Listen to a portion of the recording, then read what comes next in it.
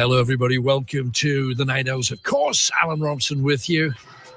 What are we going to talk about tonight? We've got loads for you. Going to give you two topics that you may want to charge in on. First of all, underrated stuff. I know at the present moment you're charging around like mad things, shopping centre to shopping centre, town to city centre, looking for stuff, got to get stuff, need more stuff, haven't got enough stuff. And sometimes it's just the little ordinary underrated stuff that really counts. For example, and as somebody else who was running around looking for stuff, we've all been doing it. After a day when you've been out in the freezing and it's been sleeting and snowing and a bit skiddy on the road, getting back home and having a hot crumpet dripping with butter. Now, that's the bizarre. So what are the underrated things? I asked Chris, who's on our telephones. He said a new flannel. After years of a scratchy one. Why would you use a scratchy flannel for years? Or is there some strange pleasure of washing your vitals with a scratchy flannel? I don't know. Crisp new bedclothes, I think, is also underrated. You know, when your bedding gets done and you climb in and you're kind of still tucked in, you can hardly move. That's great. Underrated stuff. Your idea of underrated stuff is very strange. Maybe having a whiskey to celebrate. It'd just be quite good listening in the house, listening to the radio again. Just brings back good memories from when I was a little bit younger. And listening to you and falling asleep with a ghetto blaster next to me and stuff like that. It's just been great. It's actually nice to talk to you. Thank you for... I know, thanks for coming back. Richard, what have you been doing down there in Wales then? Just working hard, to be quite honest. Just nice to hear you're still going, mate. You still sound exactly the same. I used to live in a children's home, to be honest, and the members of the staff used to, obviously, used to get up in the morning. How did you fall asleep, Richard, with that ghetto blaster next to you? Yeah, but nobody's going to celebrate talking. I've got no idea. I used to listen to you when I was like 12, 13, 14, going up. Every night, man. Thank you so much for letting me come through and speak to you, mate. I just appreciate it. Thank you. Have a good night, my friend. We also asked the question, have you met anybody famous? John Michael Matson says, I met Julio Arca after I did a pencil drawing of him. He messaged me to ask for a copy for his dad back home in Argentina.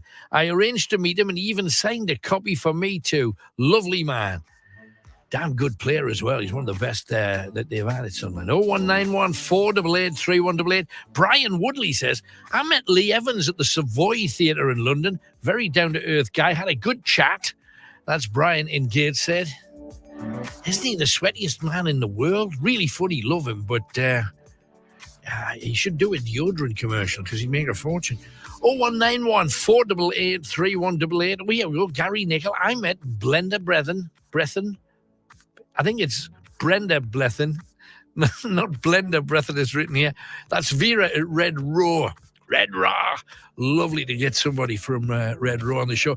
So we want some more of your celebrity who's, what's, and where's. Who have you met and where did you meet them? Or maybe you dated somebody famous. You've met John Lennon. Yes, and he actually chatted me up. No. Yeah, yes. What did he say? Oh, hang on, we love this. It was 1962. What happened then? Well, just circumstances. I met him in Manchester and he chatted you up? He did, but I was far too young. How old were you at the time? I was 15. 15, and he was, what, about 16, 17? No, he was a lot older. I mean, good God, he would be in his 70s if he was still alive, and he was about 10 years or 12 years older than me. He just said, go away, little girl. Go away, little girl. Before I beg you to stay, which wasn't one of his songs, but it could have been. My goodness, if he'd have got off with you. Oh. He would have been breaking all the laws we've just been hearing about in the newspaper. I was just thinking about all these silly women are taking men to court. I was just thinking if I took everybody to court that tried it on with me, I'll be in court every week. It's closer to a small octopus. Just they stick to things that you don't expect. So just don't expect everything to be as glamorous. So, bit of a mix-up there. My apologies for that. Other things that are super and underrated. Maybe it's stuff when you're living abroad, because an awful lot of you do and have done. But what kind of stuff do you miss? Nothing as good as Newcastle nightlife. My wife misses the shopping, of course. Right. And the Geordie accent. You know, I mean, there are lots of Brits here, but there's not that many Geordies. And when we do come across in Newcastle, it's something really warming about hearing the Newcastle Geordie accent again. You know you're home then. There you are, the sound of home. Stephen Trotter says, I met Frank Bruno while climbing up Ben Nevis in 2019, plus Liam Gallagher in Manchester, Gaza at Metro, and I met Paul Weller in a bar in Belfast and spent about 45 minutes with him. Very nice person. Paul's a good lad. Isabel Wren Forth. I spotted Barbara Windsor and Terry Scott in the 80s in town. Also Danny LaRue. I was also matron of honour at my friend's wedding, a lovely meal at the county hotel. Danny LaRue chatted to us. Really nice man. Also met Kevin Keegan when I worked for Newcastle Breweries. Lovely fella as well. There you go.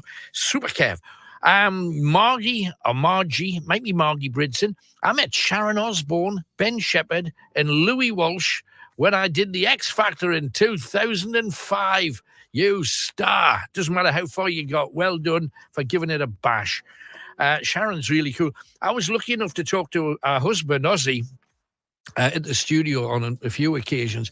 And just after he fell in love with Sharon, he came in and I'd had radical and very peculiar interviews with him. And then just after Sharon got to him, he turned into a right soft person. Nearly said a soft person. So, just complete change. Andrew Lowther. I met Bobby Robson and Alan Shearer at the training ground. Andrew, with a dramatic resemblance of Chucky there. So no wonder they walked across the same. 0191 488 3188. Other things that, well, we underestimate. Maybe returning to the north when you've been away. I've been away from the northeast about 30 years, and I'm finally moving back what I call home next week, and I can't wait. I cannot wait. I just miss Northumberland, the home, the sense of humour, the Geordie banter. Everybody's so friendly. And Stotties, Alan, I miss Stotties. There you go. I can't blame her. Also, meeting famous people. Obviously, we were very helpful when Hazel met Cliff. Hello, Hazel. Hello, Alan. Sounds like you had an amazing time, and you must have spent almost 2 hours with a man. All day? All day? Wow. I'm in the green room now. After this, I'm into the limo, and then I don't know what's happening. Well, I thought you were going back to the hotel, but you actually gone to the green room again. Yes. Fantastic. So you've had a whole day with Cliff, apart from when he was up on stage, of course. Yes, Did he live up to what you wanted him to be, Hazel? everything. This man is seriously sexy. He's sexy on legs. Oh, I'm sorry, I'm losing my voice. I've noticed. We have had the most, honestly, fantastic time. You haven't got him coming back to the hotel to your room, have you? I don't know where I'm going now. I just know there's a big limo waiting outside. That's fantastic. You are saying to me that you were going to give him a present. Did you give him the present? Oh, yes. With a book on Newcastle. Right. Did you write in it for him? Yes, I did. Lovely. Yes. You don't sound like Hazel at all tonight. I'm not sure what you sound like, but you certainly need a bit of WD-40. No, I've been drinking wine. That's probably Oh, it. Alan is lovely. He really... I just can't... Because you said that you wouldn't be able to talk to him about anything because you're kind of gobsmacked. I don't think that's been the case, has it? I've never shut up. From the minute I met him, he just... and he's so cuddly. Oh, dear. There you go. Meeting your hero. Have you met yours? Have you bumped into a celebrity or a footballer, a TV personality, somebody off the telly? Do tell. Film star. Have you bumped into them? Or did you just see them somewhere? And imagine bumping into George Clooney, for heaven's sake. There was this one boat floating out at sea. Right. And it was very big and very posh looking. And I'd said to the restaurant owner, because we're eating there every day, Yeah. do you know whose that boat is? He says, oh, yes, it's George Clooney's boat. Well, we just started laughing. Yeah. And he said, no, honestly, it is George Clooney's boat, and if you hurry and eat your lunch, because he was Greek and he had an accent, if you hurry and finish your lunch, you will see him at the shops. He is in my friend's shop along, like, on the strip. Wow. So I said to my husband, stuff the lunch, come on, I'm going. How about that? Maxine says, I met Sue Pollard in the toilets in Manchester. There you go. And Scully, I worked for Bon Jovi for a while. Rihanna, David Guetta, no tales to tell. I have, but I'm a professional. Good man, Scott. Thank you very much. That's Scott with a K. Ooh, hey, that's a scary Scott, isn't it? Dum, dum, dum. Scott. 0191 488 3188. Also, stuff you like. Last Thursday night, we were out in Newcastle doing a proper grizzly trail, much bigger than any that we've really done before. Real in-depth stuff. Part 2 going out this Friday. And it says, Steve Reynolds says, Alan, more grizzly tales. This is what I love listening to. You, a microphone, telling us stories and history in your own special way. Thank you, Steve. Peter said, it's cold outside, but Alan warming our hearts with amazing tales. Susan Gillies loved this tonight. It looked like Newcastle, but all the lasses had big coats on. They did. And Kirsty Robertson really enjoyed it. Love the history of our beautiful city. Well, thank you for all of that. Let's find out about celebrity, though, because you guys have seen peeps. All the way in Sunderland, we have Amy talking celeb. Hello, Amy. Hi, Alan. Hello, my darling. So, who'd you see, where, what, why, what happened? I've seen a few different people, but wow. I'd commented on the Facebook post tonight. Saying, well, the first one was I'd seen, we're waiting for the Staten Island ferry in New York. Oh, listen to this globe-trotting drop before you even get to the celeb. That's very cool. Right, okay. And me and my daughter were sitting on a bench for about 10 minutes. Right. And we were sat down and there was a family stood next to us, and I didn't really pay any attention to them. And eventually I looked up and realised it was Bono and his family. Wow. But and you too. I really wasn't interested. and you too. Oh, come on. Loosen up, lass. That was amazing. Did you speak to him at all? No, I really can't stand the man, so I just ignored him. Oh, dear. But probably just as well, right? Just as well. Another one I saw was, I don't know if you remember Jean from EastEnders. I don't even know if she's still in it. Jean. I haven't seen it for years, but Jean from EastEnders. She was Stacey Slater's mum. No, I must admit, I'm afraid sort of crazy. No, I'm afraid no. No, I don't know that. No, it's one of those things that I've dropped into EastEnders years ago, and I've been away from it for a long time. So people at home will know who Jean is, though, because the soapies are a big deal, just not for me. Right. Anyway, I think one of our things she said all the time was she'd shout like sausage surprise. It was a meal she made all the time. And I was saying to my partner, I was saying, I'm going to go and shout it. And then I saw her face and she looked so stressed out. I thought, if I shout that, she's going to hit me. Yeah, absolutely. Oh, blame me. Hey, that's good. Anybody else? Because you said you had a few. Oh, yeah, there was... we were sat on a plane once, and it was my partner looked back and said, there's Nigel Mansell sitting up there. And he didn't have his moustache because it was quite recently. Right. And I thought, I was saying to my partner, I'm really not sure if it is him. Because no one else seemed to recognise him or be sort of making a fuss at all. Right. He was just sat in economy. Right. So I was thinking it can't be him. He would have been first in a much better seat. You should have walked up to him, just put your finger across his nose, just to see what he would look like with a tash. Well, after I stared at him for a minute, I thought it definitely is him. So when we landed and got to the airport, I thought I've got to go and get his autograph for my dad because my dad was a really big fan. Right, gotcha. So I did go and talk to him, and he was actually lovely. Yeah, there you go. Easy done. Everybody's in economy these days. The world's a different place to how it was, that's for sure. A lot of changes. But hey, that's great. And where were you travelling to and from when you saw Nige? It was from Clearwater to Gatwick. Florida, right? Because he lives in Clearwater in Florida, yeah. Oh, wow. What do you think of Clearwater? Nice? Yeah, I love it. Yeah. One of my favourite places. Beautiful, beautiful, quiet, long beaches. Gorgeous, gorgeous, gorgeous. Anything else then, darling? No, I once on an aeroplane I met, I don't know if you remember, the man who plays Ray Vaughan in Phoenix Nights. I think he's also in Benidorm and... I do. He was brilliant. I loved all of that. Excellent. He's been on the show a couple of times as well. Great superstar. Tremendous. Well, thank you very much, Amy. Great way to start the show. Thank you very much indeed. Appreciate it. Cheers, darling. Thank you. Bye-bye. Bye. How about that? She's always on a plane with a star. Who's this? CCTV user says, I met the guy who played Derek Branning in EastEnders. Got a picture of him holding one of my kids when there was a baby. There you go. This is something that happens to people who are, I'm not going to say celebrities, but well known for whatever reason. Nicola has just shouted, sausage surprise.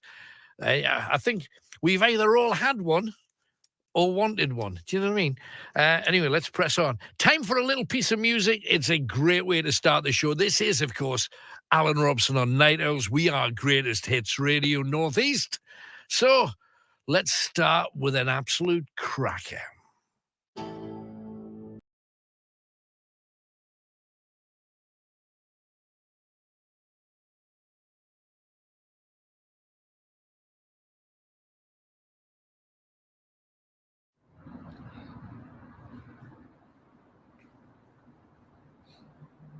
Evening, everybody. Welcome. We're going to take you on a blood-stained trip around darkest Newcastle. Now, what was almost a year ago now, Kenny, Tony and I took you on a quick trip around the centre where we told you little bits of stories. You're going to get lots more in-depth. You're going to get new tales and other things that happen in the oldest area of the city, the bloodiest area of the city, the most deadly and death-soaked area of the city. And I walked all the way up all of those stairs. There's some people coming up now as well. And it's dark, it's mysterious, and there's a story of a murder literally 20 paces from here. Go on, that's good. Go and do it. Watch your step down here, because it's covered with leaves. This is, if you're wondering where we are, we're just behind the bottom of the high-level bridge, which is literally just overhead, although you can't see it for the trees. There it is, through the trees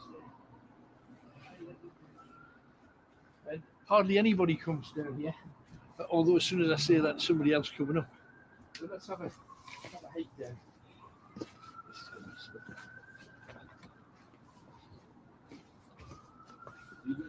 Yeah.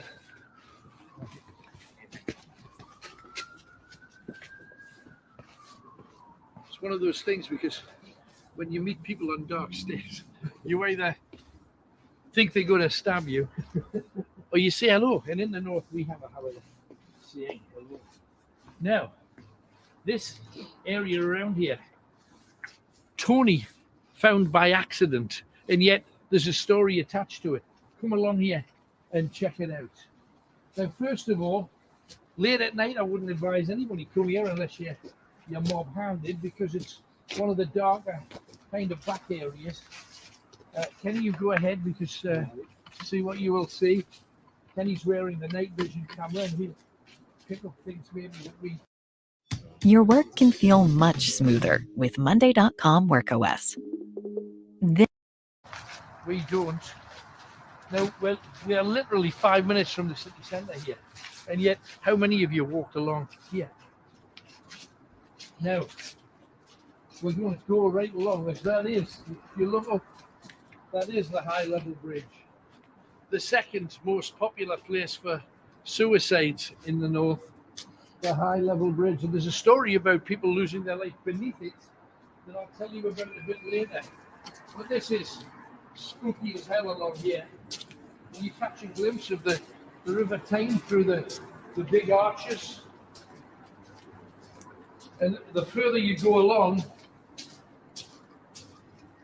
the further you are behind the history that is Newcastle, this little dark place. If you go along there, you'll end up at the other side of the city. And down here is the walkway that leads down to the roundabout and the businesses, and the swing bridge is just over yonder through the trees. But what's the story from here? Well, we've many times told you the tale of the Cooperage. Now, the Cooperage has a whole host of ghosts. We're going to be visiting there in a second. But one of the ghosts of the Cooperage walks along here. Now, many years ago, I was told this story, and I'd never found this place since. I always thought that the steps from Newcastle Castle ended up down on the quayside. And this was a staired route that people would run from the quayside up into the dark alleys of the city to hide from press gangers, people that would smack them over the head, force them onto ships, and say, "You're now a member of the Royal Navy." Now, it wasn't just Royal Navy ships that press ganged. Everybody that came here who was short of a couple of crewmen would just hit somebody over the head, drag them on board, and they would work on the ship for the next 3 to 4 years, some of them never ever getting home again. But this walkaway along here has a very particular reason. The woman who is the Silky, the woman whose ghost it is at the Cooperage, her greatest desire, because she lived in a dark room in the upstairs apartment of the Cooperage. She was staff. She had a room that was half the size of a box room. This was a tiny little space. She could crawl in, scrunch up, go to sleep. But her great dream was to meet somebody and have a nice house. And the nicest houses in the area, amazingly, are along here. And she said to walk along here for a particular reason. When you get to this area here,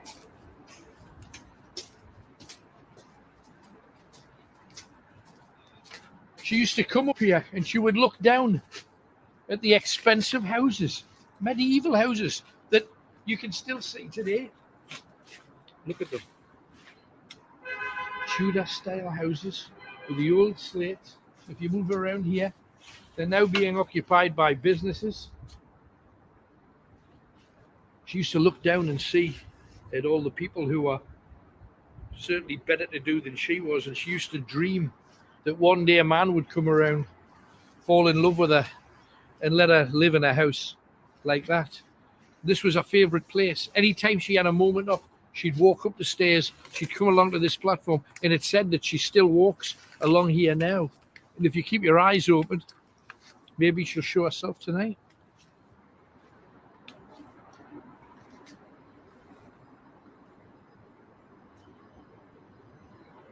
The Silky of the Cooperage. This is her walk. She's sometimes seen in the building, but this is the main place where she's spotted. And it was just a serving girl. I say just, bless her, wanted to do better for herself. So she'd come along here. But this whole place, we're going to cover a lot of ground, and it's going to appear like we're covering it very, very swiftly because there's so much to slot in. Look at this, how dark and mysterious. You don't want to go up, you don't want to go down these stairs. These were the stairs that, as I say, people avoiding the press gang would run up. And it was also walking down these stairs that the Methodist minister John Wesley said, "I visited Newcastle today, and never have I heard worse cursing and swearing, even from the mouths of babes." And I think, fair comment. I mean, where I lived, everybody's sure. It's not a good thing, it's not clever, but it's certainly my upbringing. And stop at the door, Kenny. The door on your right. The big, heavy shutter door. You shouldn't be far from it there.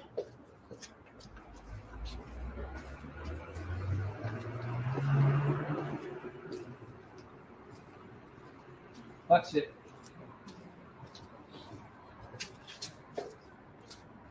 So, we're just coming to the end of other buildings, and this is the cooperage.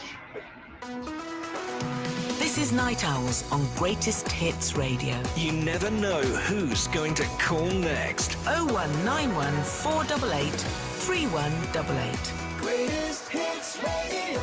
Now, Martin Clark's just said, I saw Elsie Tanner, also known as Pat Phoenix from Coronation Street, sat in a Rolls Royce at the traffic lights on Clayton Street up from the old Woolworths. Round about 1983, she was a big star back then. Absolutely. Dale Foster, I met Alan Robson at the school fair at Bedlington High School and won a Metro Radio T-shirt. Then a few years later, I met him at a ghost hunt at Warkworth Castle, and he had me eat pig's brains. Well, we'd broken the ice at Bedlington. The least we can do is feed you some pig's brains. Yeah, at Warkworth, we had, I think it was about 300 people all together in the middle of the castle, and we had medieval food, and they ate brains. It was a bit of a delicacy at the time, although it didn't taste it like it. Stephen James, I met Danny Miller from Emmerdale. He's in the Celebrity Jungle in 2017 in Newcastle for the Pride event. Angela Henderson, wow, famous people, where do I start? Diana, the Queen, Charles Andrew Fergie, Big Daddy, is that Prince Philip? Giant Haystacks, Gok One, Elvis Presley's ex-girlfriend, two of them, his nurse, and Chris Rea. Do you know, I never realised that Chris Rea was one of Elvis Presley's exes. That explains it a great deal, and maybe why he's walking like that. And also, a big thank you to Chris from Sacriston, who sent me my first Christmas card. So thank you very much indeed. Thanks for your kind words as well. Really appreciate it. Gonna have to start putting them up around about the home now. So thank you very much for that. A few people have said, how do you get them to us here? Gainsborough House is where we are. Greatest Hits Radio Northeast, Gainsborough House, Grey Street, Newcastle. NE1 will probably do it. I don't know the other bit. 0191 488 3188. Get your calls in. And David also says, listening to Night Owls, couple of jokes. Why did the tomato blush? Because it saw the salad dressing. And what do you call a fake noodle? An impasta. There you go. Let's go and talk to Janet. Bet she's met some stars. Hi, Janet. Hiya. You know what it is? I never got to phone your call on Metro. Right. So I'm just going to say, first time caller, very nervous. Hey, traditional. Thank you very much for that. So who have you met then, Janet? I met not somebody very famous, but Leon Britton, the MP. Yeah, I know Leon, serious looking character, but yes, I remember Leon Britton. I think was he Chancellor or something back in the day? And he was, and I met him on a platform at Filey. Right. Did he have a bucket and spade? No, he just looked as if to say, you know who I am. You know who I am. And I looked at him thinking, I haven't got a clue who you are. And he was like, he gave us that sort of smile. Right. And I thought, I haven't got a clue who you are. So what happened? You got home and then all of a sudden you saw him on telly one day and they said MP Leon Britton did whatever. Yeah, I know who you are now. It's really annoying though if you're walking down the street and you see someone and you go, oh, that's. Honestly, Alan, I didn't have a clue. Yeah. I didn't have a clue, but he looked as if to say, you know who I am. Do you know how famous I am? I'm a famous person. Yeah. And I didn't. No. I didn't have a clue. We were going on holiday for a couple of days a week away. Yeah. Didn't have a clue. Well, was it nice? I like Filey. I think Filey's lovely. I only went away because my son had an injury to his eye, and we took him for a few days away to give him a little bit of a boost. Right, no, but nice place to go, though. Lovely few days away. Good. Anybody else then, while you're on, Janet? I met Selwyn Froggatt. That's back in the days. People might even know who he was. Bill Maynard, wasn't it? Bill Maynard. Bill I Maynard. met Bill Maynard. Yeah, he was great. I met him, and it was like, loved him. Yeah, I met a few along the way, but they're the ones that can remember most of everybody. Never met Bill Maynard, but I got the impression he was a real genuine fella. Oh, he was amazing. That's absolutely good. A lovely, lovely, lovely man. Champion. Hey, that's great. Thank you very much, Shannon. I'm glad you got on here at last to make your debut. That's brilliant. Yes, thank you. Take care, Alan. You as well. Bye-bye. Isn't that nice? There you go. Bill Maynard, Selwyn Froggatt, blame me. All the kids are looking and going, what the hell is that all about? Don't ask. 01914 488 3188. Let's talk to Darren. Now, Darren's in Shotton. Don't know whether he's in Shotton or Shotton Colliery. Either way, we will find out what celebrities that he has to talk about. Hiya, Darren. Hello, mate. You all right? I'm good. So, who have you bumped into in your time? Oh, well, many years ago, we bumped into Princess Diana. Whoa. Now, I'm presuming this wasn't in the pound shop or anything. Where do you casually bump into Lady Diana? Well, at the time, we were actually at school in Peterlee. Right. And most of the school heard that she was actually opening Fisher Price back in the day. What? So I think it was, I can't remember if it was break time or lunchtime break. And basically the whole school decided just, we're going to go and see Princess Diana. So you went down to Fisher Price? We know actually went to the town centre because we heard she was like down that way first, you know. Right. So we ended up down there, and I think around there where the church was, and she was like walking around shaking people's hands, and I was about 2 foot away from her, and that, like, you know what I mean. So wow. It was Never ever got close to Princess Diana. Was she as beautiful as everybody says? Oh God, yes, she was stunning. Yeah. Right. I mean, she was shaking as many hands as she could, and that, like, you know, at the time it was really good. And if anybody has the capacity to quieten like a crowd of Rajis from a school, that's power, mate. I mean, that's charisma. Otherwise, you'd have been, you know what it's like. A kid's very keen to say something slaggy at any opportunity, but if Diana quietened everybody down and made you behave, blame me, it's more than teachers could have done. Oh yeah, but I mean, to be honest with you, I think from what I remember, the crowd was just loud. You know what I mean? She was like, you know, they were all like shouting, hey, and that sort of thing, you know, and like reaching out for what have you, as the word. That's brilliant. Hey, I mean, in light of the tragedy that ensued, incredible that you got a chance to meet her. Though. I see her that close up. It's amazing. Yeah, it was good at the time. That was good. It's one of those funny things that you look back on that, like, you know what I mean? And like, it's when you think about it now, it's quite funny. Because like basically the whole school emptied, you know, and we all like casually made our way back to school after it happened. Yeah. And we had to like go and join like a lesson. That was like when you got to the classroom, like 2 people in each class, you know. It was, like, it's quite funny. But you see, in a way, and the reason that I love stories like this, because it doesn't have to be, I got a cuddle and an autograph and a selfie. Just being that close to somebody who is genuinely a real piece of history. And I mean, she's in people's hearts. Anybody that knew her from back in the day still remember her as warmly now as ever. And with what happened, incredible. And every time you'll see any picture of her on TV or an old newsreel, it'll take you back to that day in Peterlee. I love that. It does, yeah. Quite funny. Anybody else? And while you're being out and about, Darren? Oh God, there probably is, but like, you know, fleeting. I used to travel quite a bit around and that, like, you know. Right. I tell you who we did meet once, and it was Sir John Hall.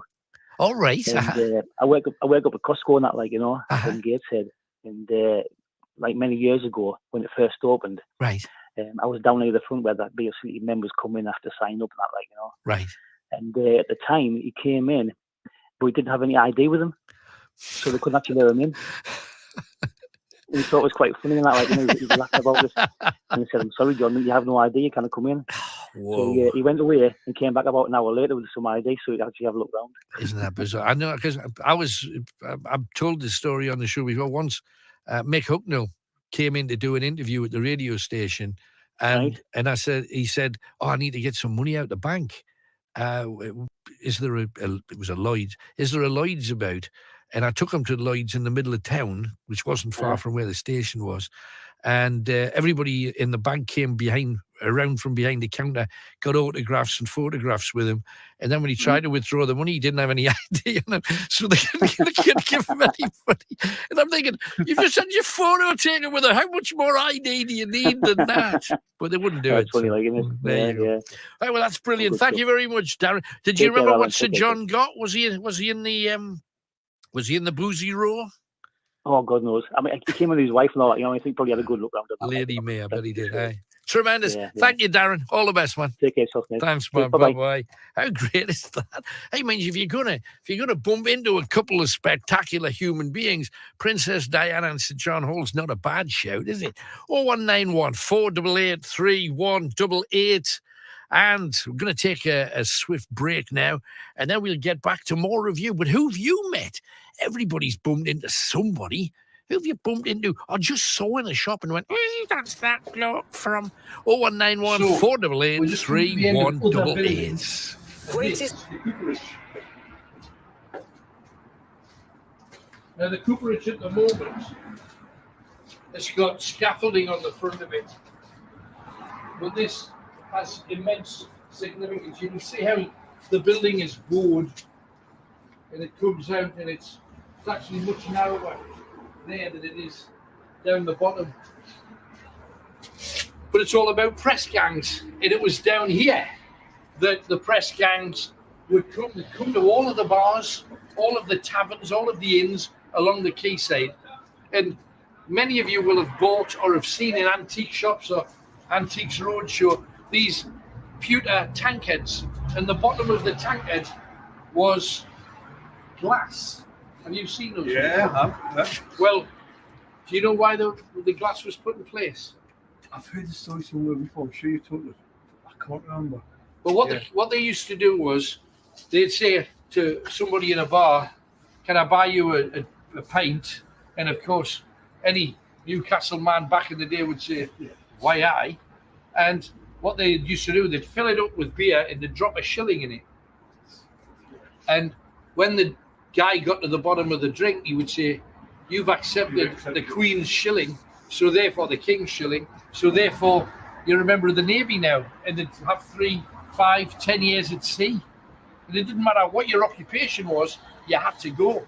Now, on the edge of the building, right at the top, now you can't see it from here, but round the front, the cooperage building goes to a point like that. Now, the people who owned it had lost many a customer to the Royal Navy and other ships. So they installed a young lad to climb out of one of the top windows onto the roof, and he would sit with one leg over one side, one leg over the other, and he would sit there the whole time ships were in port, so that if any press gangs came along getting ready to go into bars and grab people, he could ring a bell, pull a string, a bell rang in the bar, everybody piled out of the side door, ran up the stairs into the dark avenues of Newcastle upon Tyne. Fantastic. And they'd be safe, and nobody's going to put them on a ship. However, one of the sailors of a Royal Navy crew was in the bar one day when the bell rang. So when he got back to the ship, he says, "You know what they're doing at that pub along the tavern? The one with the black and white. They're ringing a bell, everybody's piling out the door. What are you not managing to get crew members?" So one day they came down here and they arrested the kid on the roof. They dragged him down and they brought him to this door, and that might be one of the nail holes for it. And they nailed him to the door by his feet, by his hands. They cut off his penis and testicles and stuffed them in his mouth, and they left him here to bleed to death. They positioned a sailor with a stock to make sure that nobody could come take him off the door and save him. And he stayed there until the young boy died. Obviously, they went in and they gave the owners a talking to. That means a good kicking. And from then on, press gangs could again come back to the cooperage and take their custom. So that's what that door is all about. So let's say you have to read an incredibly long email from your boss that you have to finish before the big meeting starts in 10 minutes. Or you're cramming for an exam the night before, but can't bear to keep your eyes open to read one more textbook chapter. Or you're reviewing a dense legal document that could change your life forever. Or you're proofreading your thesis one last time before you submit it to make sure there aren't any errors. No matter what you have to. Oh, and we've got Jamie, who happens to be in Sacriston. Hiya, Jamie. Hiya, you all right? I'm good. Good talking to you. What you got for us then, Jamie? About famous people and that who you've met. Yeah. Right. Well, I've got two stories, one about me and one about my mum. Okay, right. But the one about me, I was one of the Take That era fans. Oh, wow, right. Oh, my God, they were my life. When I look back, honestly, I was pretty sad. Right, but at the moment, though, it was a train, wasn't it? There were millions of you all over the planet, man, on Take That, so don't feel too bad about it. Right. Honestly, me bedroom, even me light switch, the bit you push to turn on, had pictures on of them, man. I had videos of snippets of them on the telly. And when they released Take That and Party, they did. I don't know if you remember, but they toured around doing album signings. Yes, they did. And they did one in Northumberland Street in Newcastle. They did it at the record shop. I think it was HMV. Yes, HMV. Yeah. And I actually told my mum that I was at school and I stayed off. Did you meet him? Oh yes, it was the best day of my life. Who was your favourite though? Because there was always who Mark. Gotcha. But then as they got older, Robbie took over because he was a bit more of a bad lad. He was naughty. You know what I mean? Yeah. What is it about bad lads though? Because all of the really good lads, even when I was at school, you'd see all the really bonny girls attracting to the wasters and the troublemakers and the bad boys. What? I don't know. Robbie just had something about it. He was cheeky, naughty. wasn't he? You know what I mean? He was cheeky. But it's always been Mark. It's for me, it's always been. I saw them. Oh God, I don't even know how many times. Yeah. Do you still feel the same way about them? Nah. No. What changed? No, I don't know. Mark one, I don't think he's still got it. But if his hair's cut, I quite like him, but I just don't like him when it's long and. Right. Do you know what I mean? Right. But I have to say, if they're on the telly, I do watch them, and I went and saw them again at Sunderland. Right. Yeah.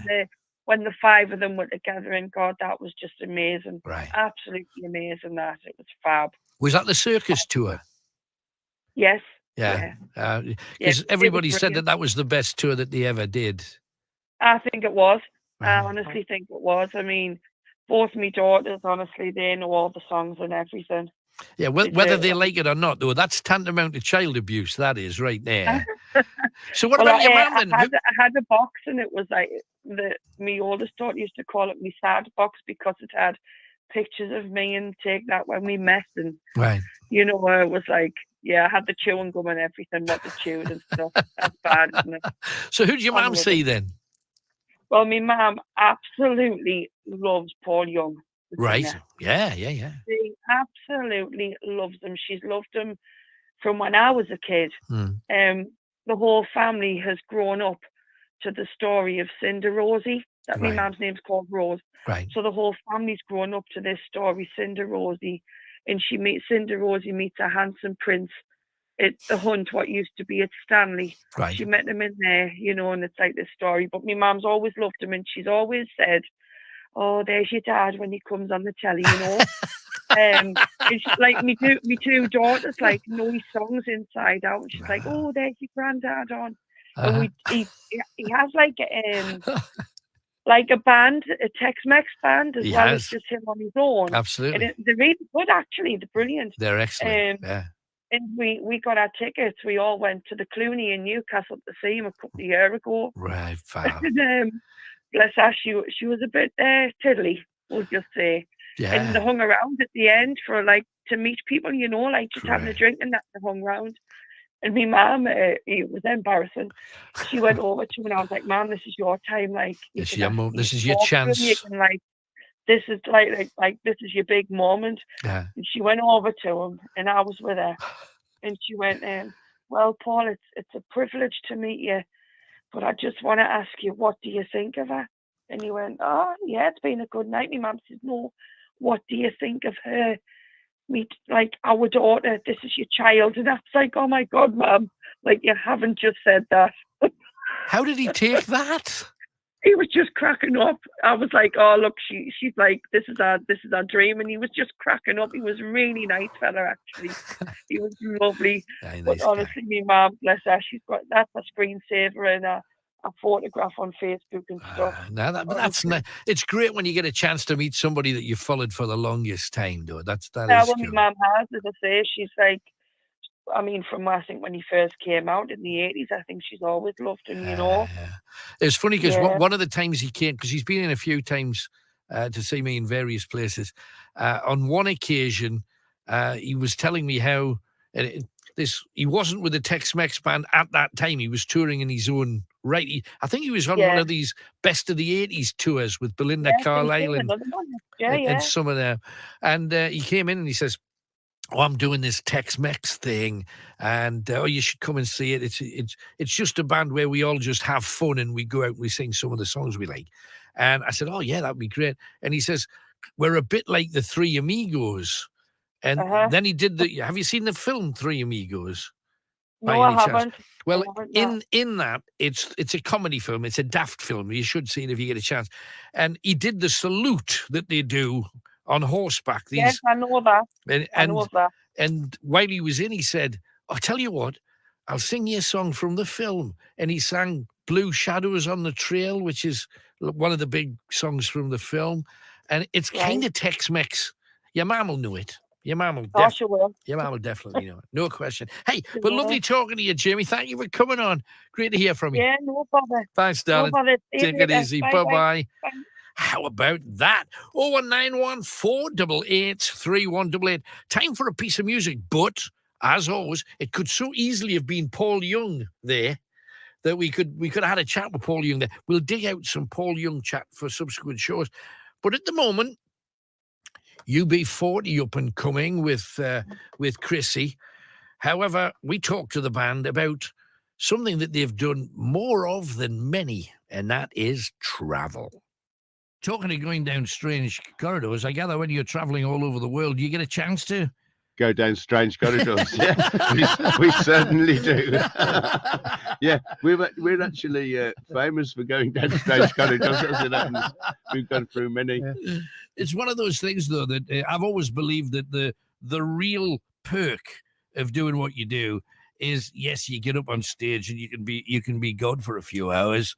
But the reality of it is you get a chance to see parts of the world that you could only have dreamed of when you were a kid. Yeah, that's so true. You know, we've seen more of the United States of America than any American has, you know, and the same in South Africa and the same in Europe. You know, we're probably the most sort of toured band in pop history now. You know, we've been going for 30 odd years and we've never stopped touring. You know, most bands only tour for a little while and they stop. You know, we've continued to tour and continue to tour, you know, extensively, still at it. Yeah, it's just like generally people think that touring is so brilliant, but like they don't realize that we actually don't get to see much of, you know, other than airports, venues and hotels. And the occasional dark corridor.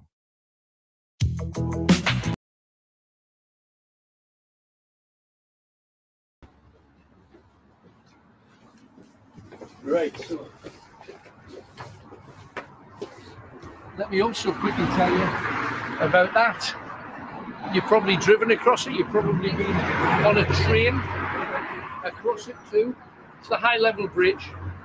Directly below the high level, there's a story of three young boys. They decided they were going to hire a boat and they were going to paddle from one side of the Tyne to the other. And they got halfway over directly under the bridge. And apparently when the tide comes in, because of the way the structure of the bridge is, it creates strange eddies and undercurrents, and the boat tipped up. 2 of the people fell out, and 2 of the young lads fell out the boat. The other one desperately tried to right the boat and get back to help them, and the 2 lads ended up underneath the high-level bridge, but the tide was not in, and you've got all that mud and silt at the side, and the 2 boys sank into the water, got stuck in the silt, and it sucked them under, and their bodies have never been found, and they're still in the silt just over there. So how amazing is that? You've got to remember, across in the olden days, the riverside would be full of tall ships with tall masts and sails. Incredible, each and every one with a story of its own. The cooperage, I wish you could see it in its glory. It's covered with scaffolding at the moment.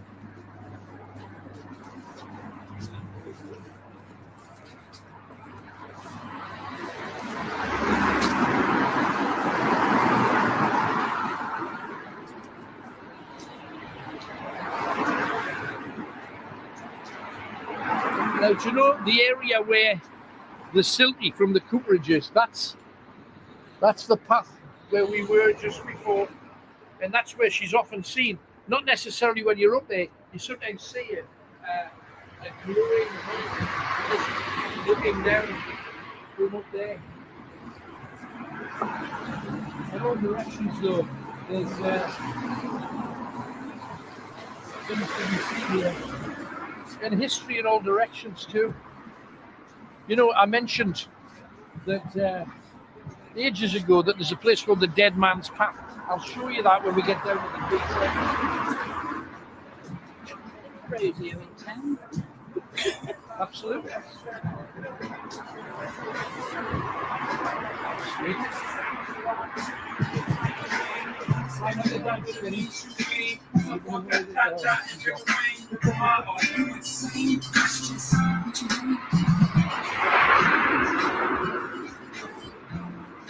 You're going to walk with a big Saturday night fever kind of thing. Now, just to the right though, is the Tyne Bridge. You might think it's not, but it is. Shall we go across it? Yeah. We'll have to come back for. Yeah, it's a good story. Yeah, good story. Yeah, we'll come back. Careful. Don't use you. Make your way over. Now, the original Tyne Bridge is the swing bridge. It was the first bridge that the Romans built over the River Tyne because it was the nearest point. Got to be a bit careful whenever you do this because.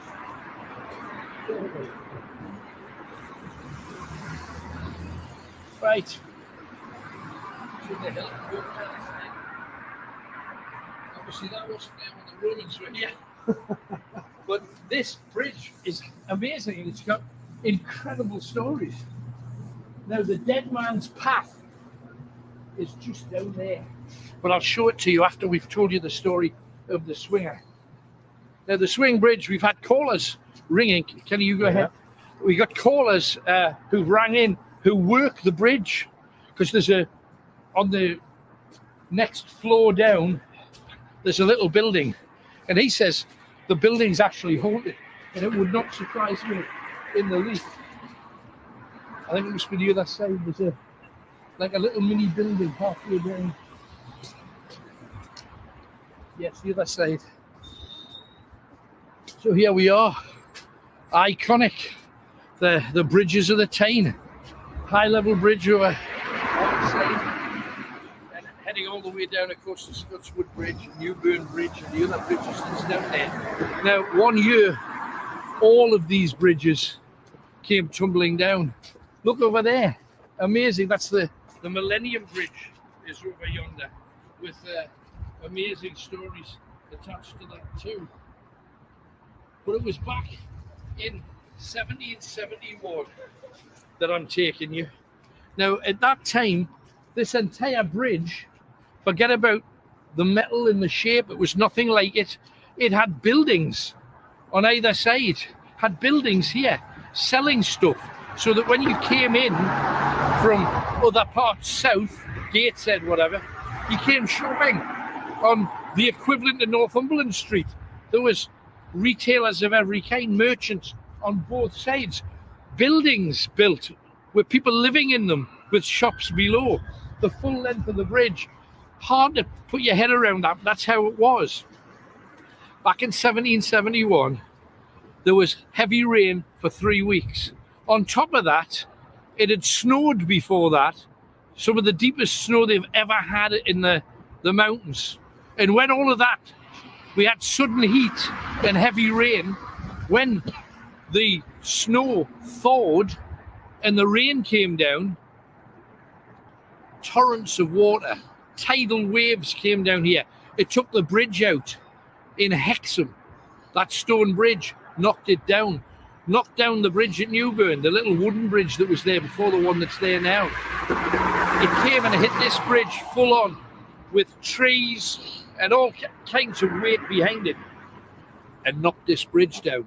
And there were people in businesses here who said, I've just got to go back. The bridge is still in place for the moment. I've got to go back and get my book and my ledger, and I've got to get my money.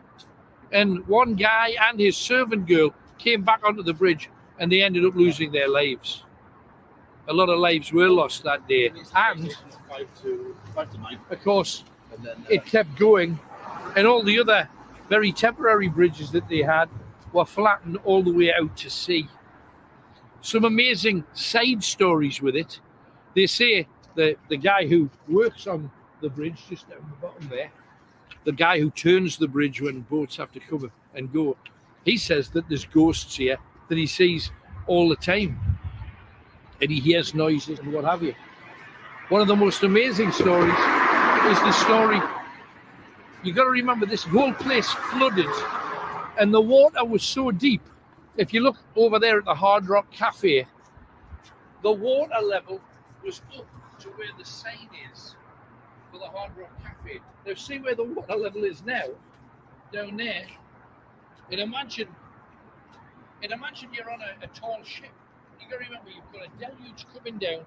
It forced some of the tall ships up Dean Street. Some of them were floating on Dean Street. Yeah, I mean, how do you get your head around that kind of incredible result? But the finest story of it all was that at Jarrow Stairs up the river, and it's along the river from Jarrow Stairs, the people saw that everybody was coming down out of their buildings to have a look at all of this stuff pouring down, and bits of the Tyne Bridge, remember this is the Tyne Bridge, bits of it were floating down and floating out to sea. So people from both sides of the river were coming down to watch all of this going on. And in Jarrow, one family on the riverbank came and had a look and saw this wicker case floating down the river.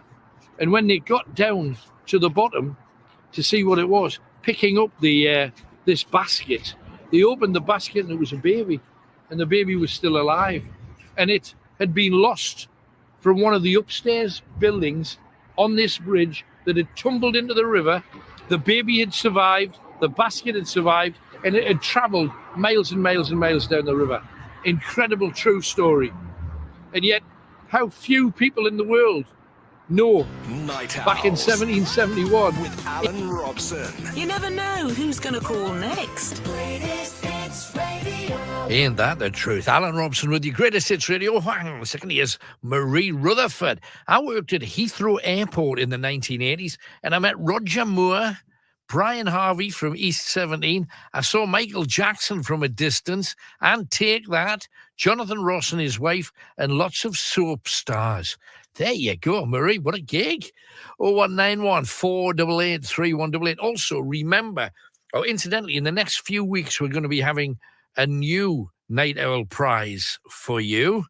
We'll tell you more about that soon. It's very, very nice, but they're just being printed up as we speak, so get ready for it. Also, Hollywood McShane, in you come. Come in here. You're going to see something. Oh, hang on, Bren. You put Bren on. I'll read Bren's bit. Bren says, Bren Hargreaves, evening, Alan. What a great radio station. All the way from Derby. I will be up in the northeast again soon. Can I ask when the tall ships are coming again? It must be 12 years ago. It was a whale, and it was great fun, but they have been to Blythe since. Hollywood, in you come. Have a look at this. Hollywood is wearing something there. There you go. The official Night Owls Ghost Hunter sweatshirt. In blue. In blue, but it's available in all kinds of... Black, red, green, purple. Purple's quite popular, actually. So anyway, I just had to mention it because Very comfortable. Well, it's very comfortable, he says. It's just that if you see the way he normally comes to work, that's why he's not normally on screen, even during ghost hunts. Rather than make you look at him, we always make sure he's behind the camera. But because he was dressed so well tonight, we thought we'd share that with you. Anyway, prizes for tonight we've got, and I'm going to give you 4 clues. Each clue is to a song title. I think tonight's quite tricky. I checked this out with Chris and Tony before. Neither of them got a single answer correct. So tonight might be a quiz too far. Let's see how you fare. Here's your first clue. To a song title. Remember, the answer is always a song title. Then when you've got 4 song titles, you're just going to tell me who it was that had a greatest hit or greatest hits with them. Clue number 1. When your little son or daughter kneels at the side of the bed to talk to God, however you see God to be your prophet. When your little son or daughter kneels at the side of the bed to talk to God or a deity of your choice, okay, or the weather, whatever whatever floats your boat. But when your little son or daughter is kneeling at the side of the bed, what's that? It's a song title.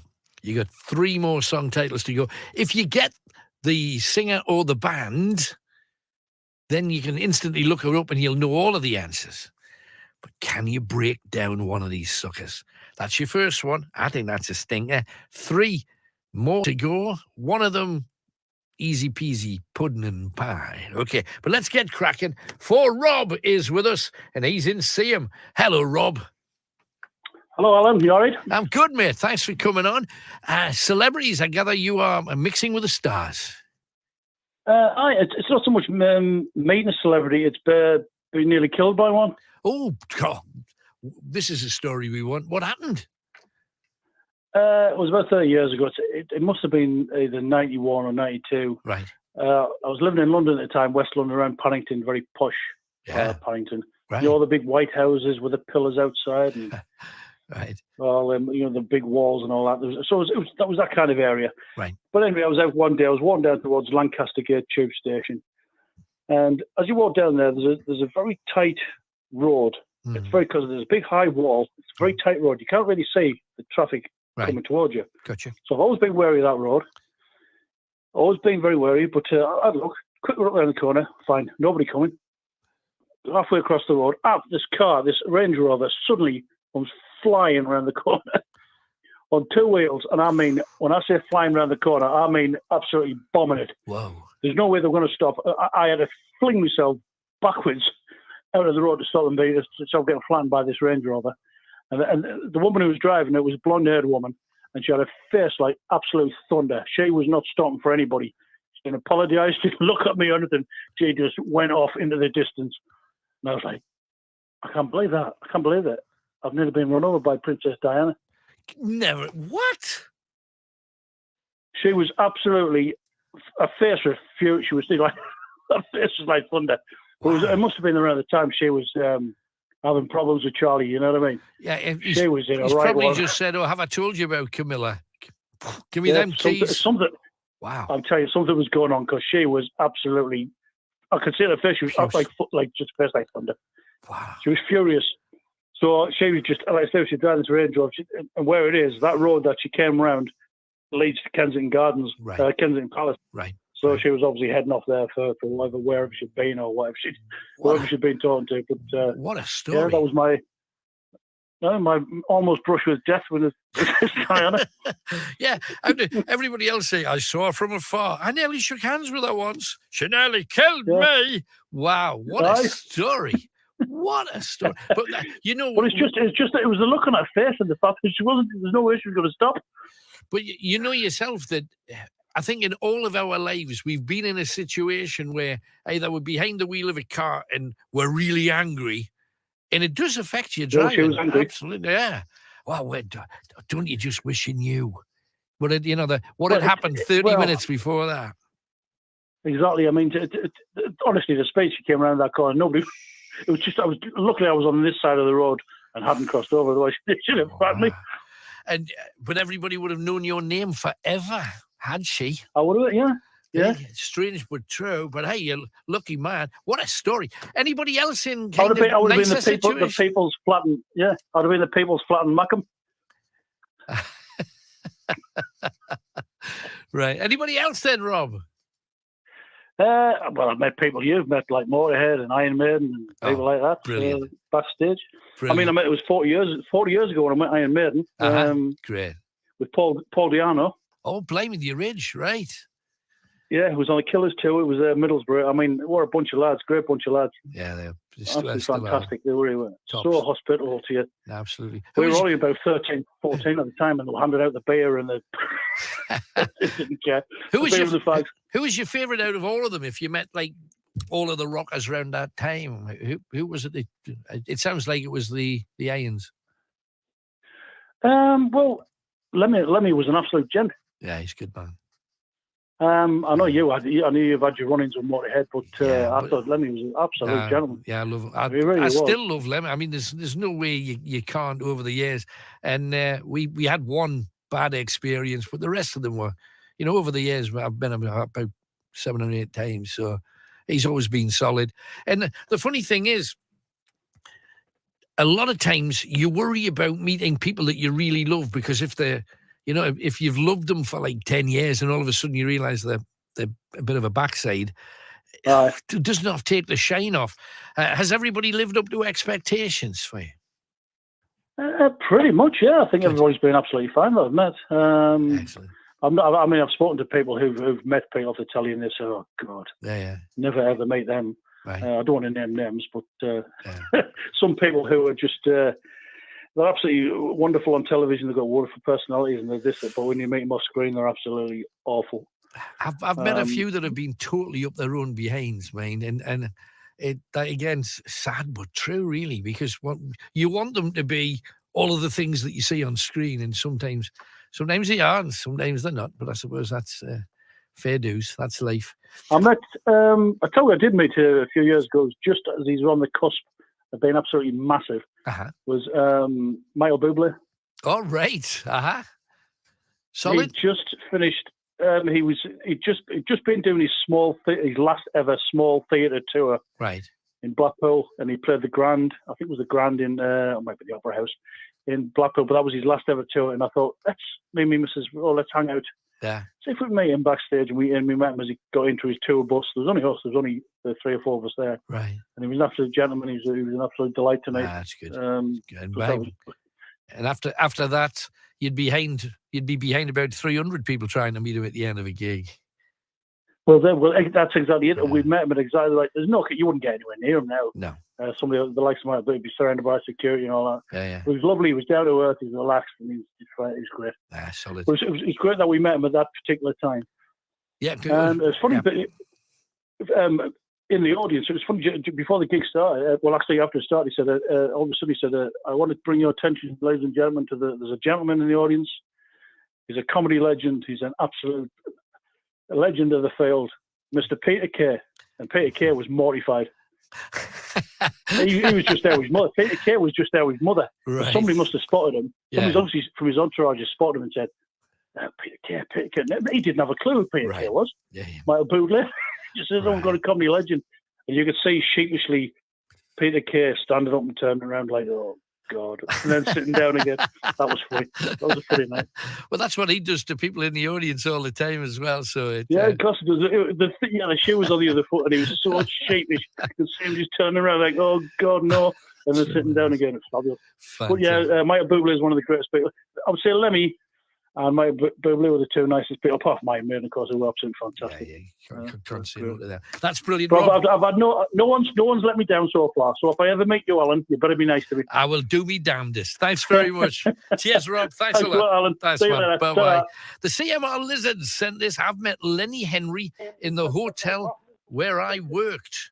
And Kim Douglas says, Tim Healy was stopping in the hotel next door to my hotel, Benidorm Cast 2. My mum was asking him where the bank machine was. She didn't know who he was. It was so funny. Leg over lass. I saw Peter Andre at South Shields High Street. Not that I'm bragging about that.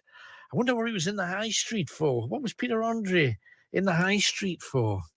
He wasn't with Katie at the time, was he? And, yeah. I should have, because I saw how they behave on microphone. They were like, ta, and I love Peter. Every time Peter has been in to see me, he switches it on. Hello, I'm Dada. They were having words in between bits while I was chatting to them, and it was uncomfortable more than anything. But it was what it was, and I still love Peter. And that's as far as I'm going with that one. 0191 488 3188. Let's talk to Neil, because he's in Bedlington. Hello, Neil. Hello, Alan. Hello, mate. How are you? I've missed you. Yes, I have, and I've got some more news to tell you. Alex, the DJ Placky Bag's been wearing shorts in this weather. Has he? He wants to borrow your cowboy boots. Well, he'll not fit into my boots. But hey, why is he wearing no long pants in this kind of weather? That's kamikaze. He has now because I've told him, or he might end up getting cold. Yeah, it's not a good look wearing shorts in this kind of weather. It just makes you look silly. I know it does. It just makes silly. Why I'm here because I generally go out with Gina from Bedlington because we're respite, because I generally go out with her, but we've had to stop in because she's hurt her heel. She went down and hurt her heel in May this year. She had fallen down. Oh, that's awful. And she's got a splint on her foot and she can't, and she had to crawl on her hands and knees going to the toilets, and that's not very good either. So when did she go down then, Neil? About May. Right. So and that's not very good. And So she's still poorly now after falling in May. She's got to keep that splint on till after the new year now. Oh, blame me, that's awful. Right. Oh, well, give her me love anyway next time you see her, Neil, if you will. Yes, it's the same about that. And I enjoyed myself at the centre this week. It was Colin Heverton's leaving do on Friday, Alan. Right. Because he's same age as you, 2 weeks on Friday, 66 coming up, and he can't go to work and that all the time. I've known Colin Heverton a long time. They put a lovely buffet on for him. Right. And that's leaving on a jet plane for him, and I had lovely time. He's been there a long time, since 2004, 2003. Wow. We had Andrea Slater at Cramlington years ago, Alan. Yeah. Are you not having a Christmas party this year, Neil? Yes, I am. I'm having a Christmas party at my centre. I'll tell you when my Christmas are into a week on. I'm having a Christmas pantomime online this week. I think it's Saving Christmas Santa. A week on Wednesday, it's me Christmas dinner on the 15th. Right. Then me Christmas party, the Placky Bag Disco on the 22nd of December. And I break up for work on the 23rd of December, Alan. That's great. So you've got Christmas, you've got it all lined up. It's all ready. It's going to be great. You're going to have a lovely time. It's a lovely time, and I had mince and dumplings from each day last night, and I go on YouTube. I go on YouTube at the centre with Sharon Park, and I do me puzzle, a Mickey Mouse, a 1,000-piece puzzle. Wow! The Mickey Mouse, trying to get all the images in tomorrow. It might be a bit icky and a bit tricky, but I'm getting there. I'll have to do some more getting the pieces fitted in, Alan. I think getting all the pieces together is really, really difficult. One of my wives used to. I don't know where I'm going to get a plug for me Polaroid thing, because the plug I've had to throw it out, Alan. It was a barbed wire. It wasn't safe keeping that plug. Oh no! You need one that's safe. Don't want to put yourself at risk. Yes, because because I had to throw it out because it had a hole in it. Wasn't charging me Polaroid for 2 hours and the 8 man for 6 hours. So what's the good of keeping the plug like There's that, Alan? no point at all. No point at all. Alan, Absolutely. are you still doing your show on for the New Year on a Friday on New Year's Eve? Yes. I didn't know if you were or not. I'm doing a show on New Year's Eve. I don't think it's on here, though. It's. Do you think the parties? Do you think this year's Christmas is going to be better than last year? It has Or to. will It not has to be, Neil, and it's up to us. We've got to make it the best. We can't Because we wait for couldn't other people. celebrate because Carol had to take our Christmas tree down on New Year's Day this year because we couldn't party last year because of the COVID. That was terrible last Well, New Year when we couldn't hope celebrate. it'll be better this time, Neil. So Well, fingers I hope crossed. it is. And Alan, I feel sorry for the Queen. Fancy having a strain back at that Senator. I think they should let Prince William do the honours now, you know. Yeah, Or Prince Charles. I think it's time she steps down now, Alan. Give her a rest. Well, I mean, she said apparently the other week she said to one of her friends, "Oh, I didn't realise I could take a day off."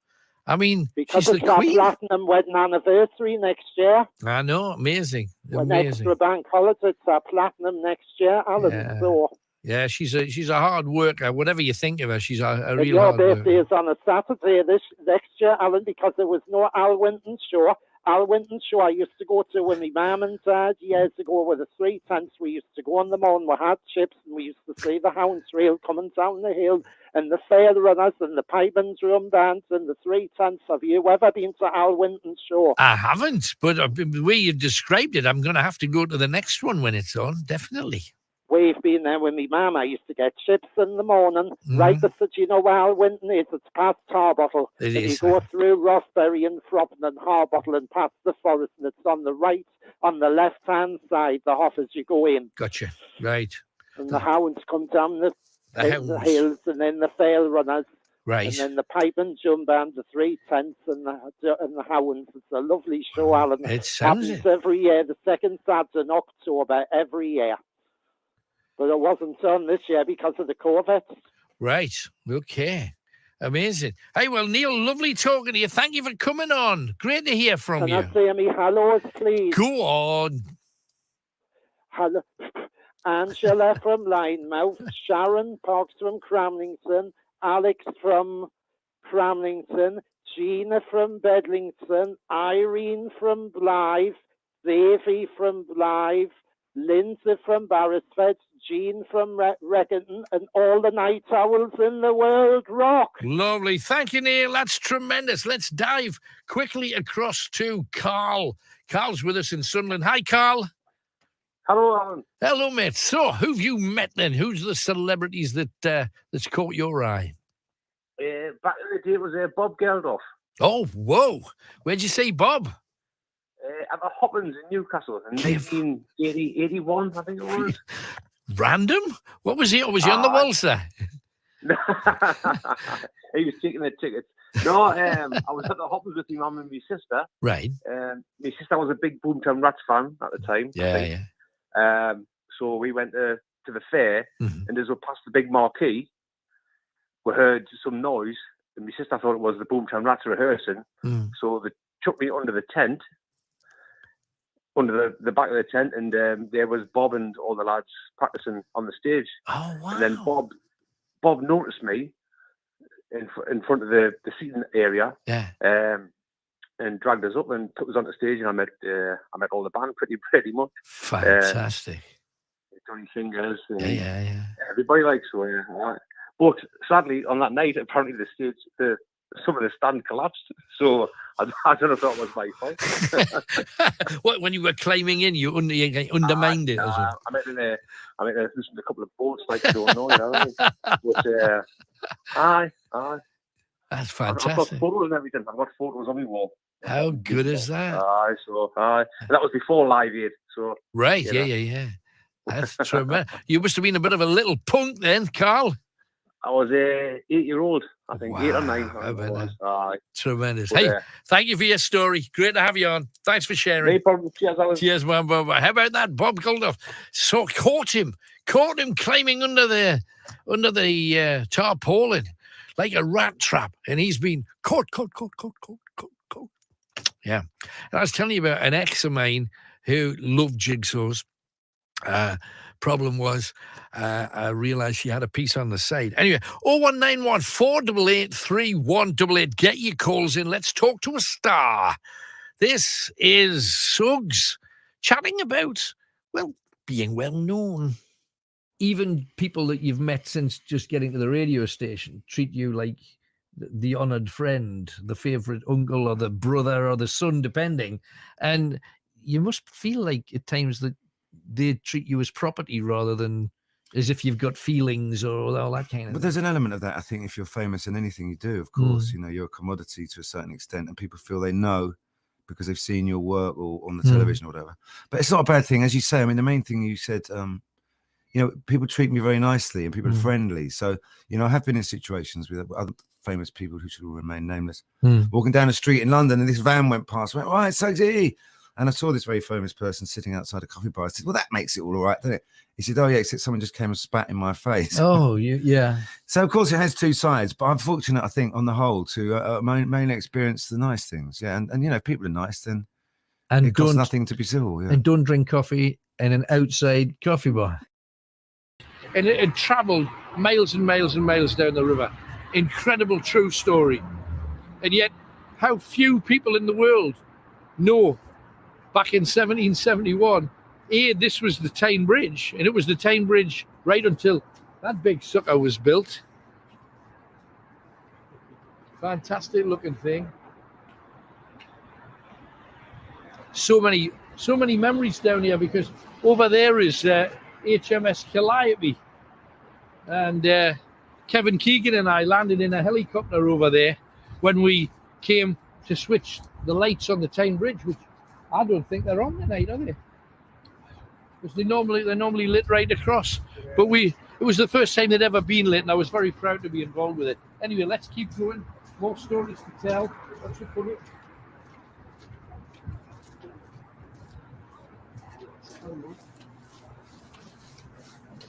Just down the stairs here to the right is the Dead Man's Walk. So let's go down. Watch your step, Kenny.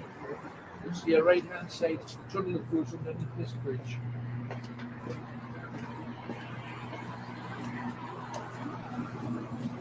The problem about working from town is you start to get the smell of the pizza, the smell of the steak, the smell of the Chinese and Indian meals, and it gets your stomach going, doesn't it?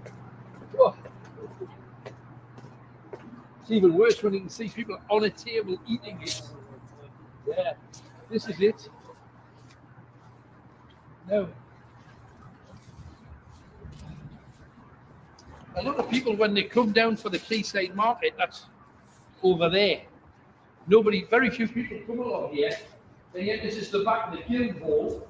That's the Guildhall. No, I beg your pardon. That's the Guildhall. Now, the Guildhall used to be the coroner's office back in the day, because apparently there was up to 6 bodies a week dragged out of the River Tyne back in the day, and they were carted off to that establishment there, where there's 2 stories of ghosts. One is the cutter's ghost, and apparently the man who was the coroner who did the cutting had an assistant who wanted to be a coroner, and he just wasn't very good at it. But the coroner kept saying, "Have a go at the next one," and he'd have a go at the next guy. And he's said to be walking usually upstairs, on the upstairs windows. I don't know whether we'll see him tonight. Can he light them up? Those upstairs windows.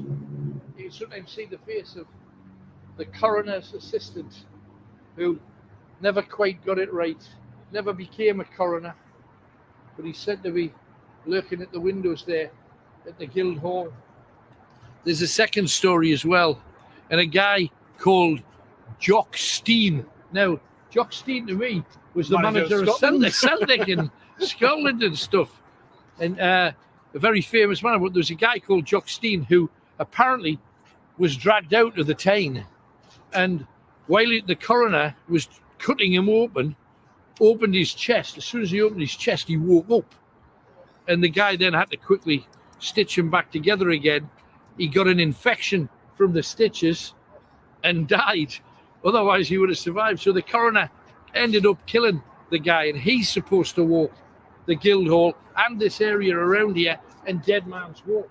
Come along here and I'll show you Dead Man's Walk, because that's it essentially. Tony, if you have a look down there, you'll see it. That's it. And it runs for about a mile along the banks. I don't know how clearly you guys can all see that at home, but look under the swing bridge. And incidentally, the place that I was telling you about where the guy works is there. The guy who works on the swing bridge, he's got a little red light on at the moment. And probably heater. Yeah, I would imagine tonight he'd be warming himself up, because it is absolutely freezing cold. Anyway, let's keep walking. We've got a lot to see. Guildhall, Dead Man's Walk. Why was it called Dead Man's Walk? I think it's fairly obvious. Newcastle was a dangerous, dangerous place. And if you left the city centre, and this was essentially the end of the city, and you headed along Dead Man's Walk, what they said was they couldn't guarantee your safety in any way. And a lot of people were robbed, raped, murdered along Dead Man's Path. Now, let's get back across here, because there's a major story that a lot of people know. Some people might not. We'll tell you that next. It is. It's one of the great stories of Caine side. And also, the woman that it's about always used to. There used to be a boat going up and down here called the Bessie Surtees. I don't know whether you can remember that.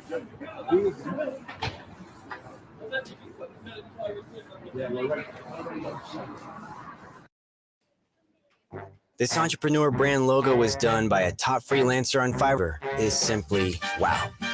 Those stylized brand guidelines that your designers can easily follow, also amazing.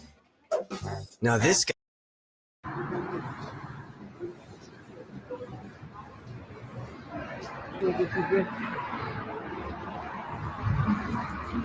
This is where we're going.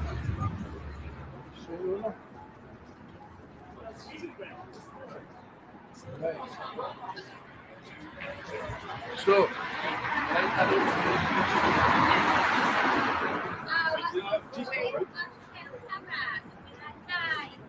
so, what's the story here? It basically tells you much of what it is. But this is an incredible story. It goes back to 1772.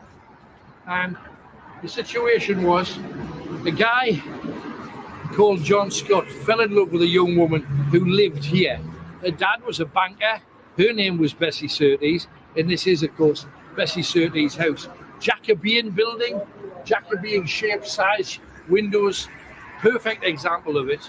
And what happened was father was a banker, as I've said. He didn't want her to marry anybody that was below status. He wanted somebody of a high status, because back then, to marry somebody, you would have to provide it. With Alan Robson. What are we talking about next? You make the call. 0191 488 3188. Greatest Hits Radio. And MC has been on, and he says, I saw Uri Geller at Nice Airport in France, Darren Peacock at the Spa in Wylam, Lembit Orpik in the Fox and Hounds in Wylam, Alan Shearer and Tino Espria at W.H. Smith's in Old Eldon Square, George Ezra at my local pub a couple of months back, Matty Healy of the 1975 on the Hippie Green, and not last but not least, Alan Robson on a ghost walk a couple of months back. Great to see you too. How about that? Famous people a couple more. Greg Conway says, I'm not sure if this counts, but I once shared a cinema theatre with the great Stephen Hawking. He was sitting at the back of the room in a super-duper Wheels of Steel. It was a Star Trek movie, of course. When the movie finished, everybody saluted him as they walked out. Great show as always, says Greg. Thank you. Suzanne says, I met Steve McFadden, Ross Kemp, Lee McDonald. They were guests at a nightclub. Had my photo in the local paper. The headline read, North Ender, Suzanne Castleton meets the Eastenders. And years ago, I used to go to Sandringham on Boxing Day, and I've shook hands with Prince Charles and the Duchess of Kent. My mum was disappointed. She had a hole in her glove, so she wouldn't put her hand out to shake hands. And the most famous person I met is you. and she's staying down looking after her mum in King's Lynn at the moment. And Anne, I caused a bit of a kerfuffle for Anne. Alan, I met you, saw you. You woke me up. I thought, where's all that loud music coming from this time on a Sunday morning? And it was you and the Bladettes in Princess Anne Park. I got up, got the dog, and went to see you. We sat on the grass. There were loads of people there. Very good show. I forgive you for interrupting my lie-in. No, the girls were a great act. And we did have a pretty good show back in the day. So thank you very much. Glad you enjoyed it. We just we forced ourselves onto people. And if that meant we had to wake you up, we had to wake you up. We have one clue down for our competition. When your little son or daughter kneels at the side of the bed to talk to God or a deity of their choice, what is it that they're doing? That's a song title. Okay? Second song title for you to find comes up in about 20 minutes' time. But meanwhile, we talk about all things ghost huntery. Kim has been on one, and she's in Blythe. Hi, Kim. Hi, Alan. Hello, love. So what you been up to then? Where's this ghost hunt you been to? Well, I don't know if you remember, but I've caught you for years now on ghost hunts. Yeah. It's been a few years since I've caught you. Of course. Last night, as my health has been bad, I actually went on my first ghost hunt in about 4 years. Whoa. So where'd you go? Masonic Hall in Blythe. Oh, right. How was it? Oh, my God. Amazing. What did you get? Right. Well, when we go northeast, which this is where I first started off with before I was in my own team. Uh-huh.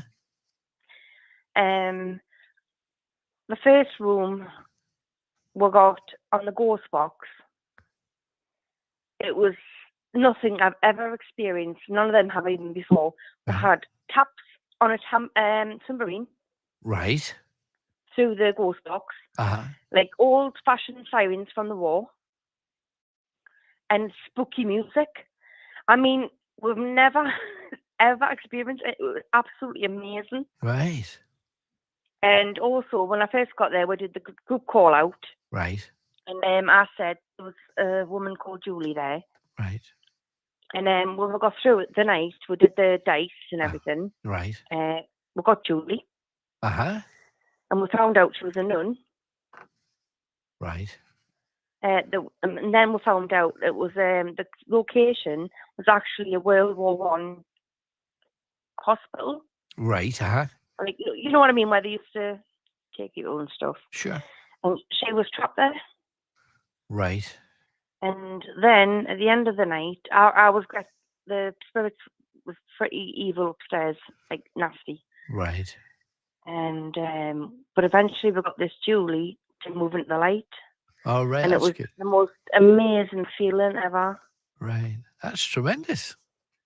Honestly, and when we were doing the board, we had some really bad things on, which I don't like, so I like to take it off. Right. And close it.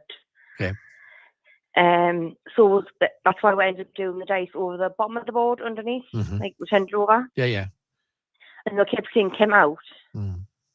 And then they went Kim, hip, bad hips, knees, jaw. And I've got hypermobility syndrome.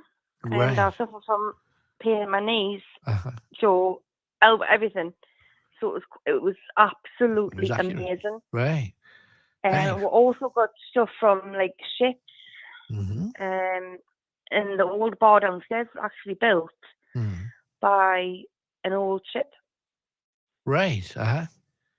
Sounds like you've had a wild time then. It was absolutely fantastic. I love Ghost Northeast anyway because I love Steve Watson. Yeah, yeah. It's a good man. And it was just like being back at home. And it just made us feel like, obviously, with it being bad, like not well, and then getting back into it. Yeah, back home again. Good. Yeah, it made us feel like myself again. That's good. Yeah. Hey, we did you some good too. Well, hey, thanks for telling me about it. Great to hear from you, Kim. Keep getting well. Thanks for calling. Right. Night, Alan. Cheers, love. Bye-bye. There you go. Ghost hunting happening all over the place. We got Wayne now in Linemouth, and I think he's on about celebrity. Hello, Wayne. Hello, Alan. How are you doing? I'm good, mate. Thanks for calling in. Who have you seen then? Right. So, a few years back when I was back in school, year 11, Sir Ian McKellen showed up at Ashton High School. Right. And that was a big shock. Yeah. Then I was in the classroom just doing my work, and then my drama teacher comes in asking for us to take part in a performance that supports Ian McKellen and his charity Stonewall. Right. So the performance was about a young Ian McKellen wandering the streets, and he was bullied for being gay.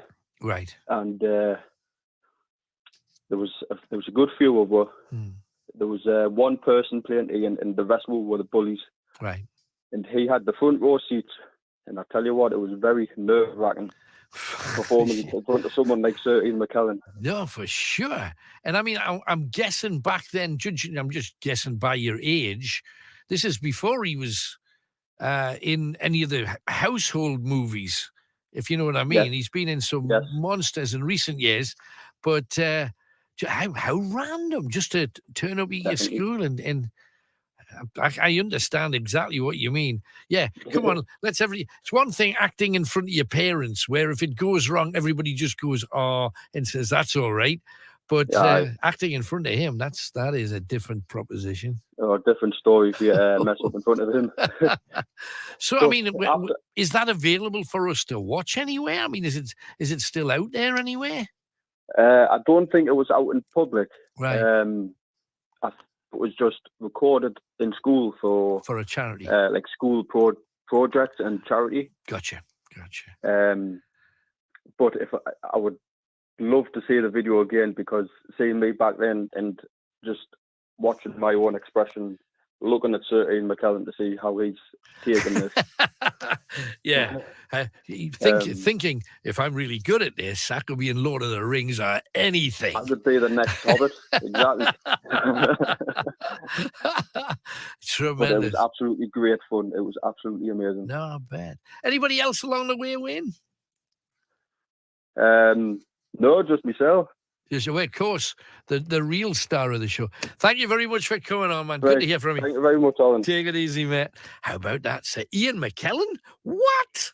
That is just crazy. We're back in a tiddlywink.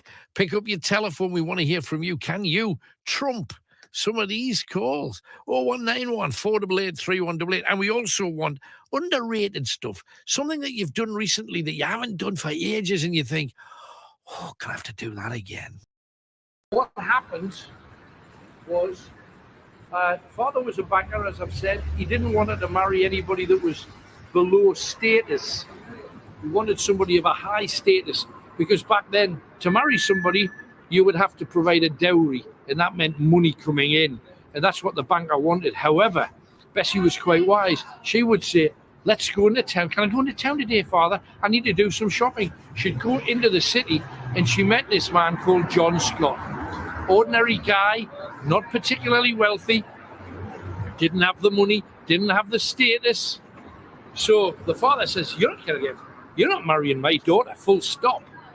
But they kept seeing each other like any Geordie girl would do, completely ignore what your father was saying, and they snuck around behind the father's back. And then one day, John Scott decided, I'm going to elope with her. And he came here with his horse, and he put his horse here. Now imagine the size of a horse, the back about this height. Now imagine a man standing on the back of a horse with his arms up against the building, reaching his arm out to his beloved, saying, step down, come down, get on the back of this horse. And that's what she did. She climbed down in a long dress and crinolines. She got on the back of the horse. He eased her down under the back of his saddle, and he took off. Now, the noise that the horse made, remembering that this was all cobbles at the time, one of the servants said, Sir, my lady's just got out of the window onto a horse. So, of course, the father comes running, looks out the window, sees the horse. Now, at the time, this side area was where the father kept his pack of hounds that he used to go hunting with. Remember, Newcastle wasn't surrounded by bricks back then. It was surrounded by green fields and woods, and you could go hunting here.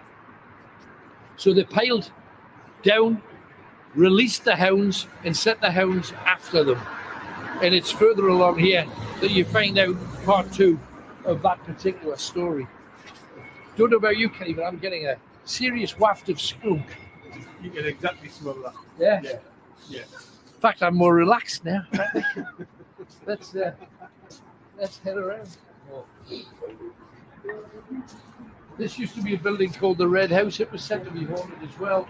And once again, as many of the stories are here, it's always, there's people watching out of the windows. And so it's always worth having a look.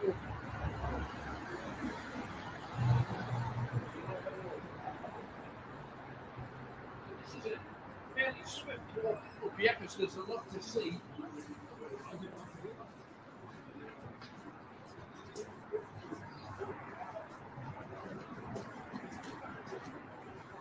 And there's 2 areas that are the big suicide centres. One of them is here, just there. Sadly, a lot of people have just left down from there. And the other one's just round the corner, but we'll be coming to that later. It's just down there. Christmas decoration. Celebrate.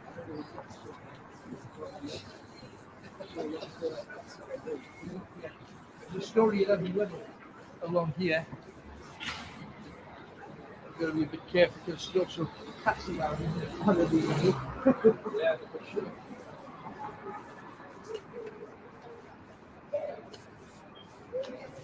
There is said to be a ghost up that gallery there as well, where someone was murdered. Yeah. The voice of the North. Alan Robson's Night Owls. The phone-in that gets you talking. Now, do not forget, here on Greatest Hits, we have our second clue for you to try and work out a name of a famous singer or band. Your first clue is when your little son and daughter kneels down at the side of the bed to talk to God or another deity. What are they doing? It's a song title. Okay. 3 more song titles to come. Will you be able to work it out? I know a lot of you love this competition because it isn't easy. And this one certainly isn't. I think the third one's probably going to give it away. Maybe. See what your history's like. Yeah. But let's keep the kettle boiling. We got Ian, who happens to be in Newcastle upon the Tyne. Hello, Ian. Hello, Alan. How are you doing? I'm good, mate. Good to talk to you. What you got for us then? Oh, I've got a short list for you. Oh, go for it. Thank you. The first probably celebrity I saw was Wincy Willis when I was in the Cub Scouts. She came to one of our bringing by sales. Right. And it was seen her on the telly. It was fantastic to see her in the flesh. Right. And she was signing autographs. But because I wasn't expecting her, I just had a tiny bit of cardboard, which was the back of an advertising board. So she signed her name and she turned it over and said, "What am I signing here?" So that was quite funny. Brilliant. The next probably person who I saw was yourself going down Pilgrim Street just past the Bible House. Right. And you know when you see a celebrity and you're not too sure whether you should speak to them because some celebrities like the privacy. Right. And I think I saw you and you sort of clocked us, and I clocked you and we sort of give a little nod to say yes. Right. Hello. Yeah. That was fantastic. That. To be honest, with me, if anybody sees me, just say hello, Alan. It's because the one thing that I got to get used to, it doesn't hurt you. It's not a big deal. But the thing that became most common was people would walk past me and then you'll go, Robson, and you get used to hearing they're talking about. Instead of just saying hello, then I'd have said hello back. Do you know what I mean? It's just quicker to cut through that kind of stuff. Continue your list then, David. Go for it. Okay. Ian, not David. Right. Next on the list was Michael Caine. So Whoa. we were doing the touristing in London. And we went to a very famous department store, Fortnum & Mason. Wow. So in the base, I don't know if you've been there, in the basement, they have a very nice posh food hall. Right, I haven't, no. So in London, they were doing like free samples of gentleman's relish. So being a Geordie, I was too interested in actually getting a free sample and looking who was around. So great. the missus was paying for a few things at the till, and she said to the assistant, "Do you ever get anybody famous in here?" And the assistant said to her, well, if you just look over there, I've just served Michael Caine. Wow. So she had a look over there, and there was this guy. He had a bit of a stubble, an overcoat, so he wasn't posh or anything like that. Yeah, yeah. So the missus looked at him, and he sort of must have felt some eyes on her. So he looked round, and he saw somebody clocking him. And in a panic, going up the stairs, he was rushing too much, and he fell down. Oh, what a shame. Hey, that's tremendous. So that is a superstar. Wow. It was. I've got two other good ones for you. Okay. The next one is my elder stepson used to live in London. Right. And he was working in the Caine industry, and he was taking somebody to the dentist, and all of a sudden some car pulled up, and it was a big posh red car. I don't know whether it was a Porsche or something like that. And it was Hugh Grant. And Hugh Grant wound down the window, and he said, "It's me, Hugh Grant," to the youngest. And the youngest said, "Well, it's not all about you, is it you?" That's great. That's random. So then Hugh asked for directions to somewhere. All right. He gave him the directions, and off Hugh went in his posh car. Then maybe about a week or so later, Hugh must have been driving past and recognised him, wound down the window, gave a big wave out the window, and tooted his horn at him. That's nice. A nice touch, though. Brilliant. Yeah. Brilliant. Two more. Uh-huh. Second penultimate one was we were on holiday in Norfolk. Right. And we decided to have a little trip to Norwich. Doing the touristy things that you do. Yeah, yeah. And we had a look in Norwich Cathedral. Mm-hmm. And it looked as though they were setting up for one of these events at night. Right. Then all of a sudden, we saw somebody like doing some roadie stuff. Mm-hmm. And we couldn't quite remember who it was. Right. And we thought, hang on a second, it's Stephen Gately. So, sorry, I don't know if it's his surname, right, but he was a piece of younger in Heartbeat. Right. So again, we thought, should we speak to him or not? So we said, can we speak to you? Yeah. He was very friendly, great, very full of chat and very down to earth. So nice. That was great. Uh-huh. And the final one was we've been on a few Tyne Idol tours. All right, yeah. The local legend Ray Laidlaw was there. Yeah, absolutely superstar. And he's definitely down to earth. He's lovely. And he was telling me all about his upbringing and his band and how good the North East is and stuff like that. Yeah. So I happened to mention it to my dad a few weeks later, and he says, "Oh, Ray Laidlaw," he said, he used to work at Shepherd's and Gateshead with me, and I used to drive him to his gigs. How about that? How amazing. And you never knew that about your own dad? No. That's great. Fantastic. What great memories. The message is the memories are great, but it's the more down to earth people are. It's great to speak to rather than sort of these people aloof up in the air. Yeah, like Michael Caine trying to get away. That's a little disappointing because you would have thought it must have happened to him a million times, and that's probably why he's sick of it. But to be in his position, he's very, very lucky. You just should remember the people that got him to where he is the thing. Blimey. But what a great supply. David, thank you very much. Top class. Ian, I beg your pardon. Ian, thank you so much. Cheers, mate. Bye-bye. There's Ian with a whole catalogue of people that he's met. How lucky is he? I just happened to be in the posh bit of Fortnum and Masons. What? I didn't realise that any of our tribe did such a thing. That's another side avenue let's go down. Have you done something that no Northerners would be expected to do? Posh, nosh, Fortnum and Mason. Next time I'm down there, I'm going to have to do that now. I hope you realise. 0191 488 3188. Talking to superstars, let's have another one. This time, George Benson. What a superstar he is. But what's the best and worst things that he's ever experienced?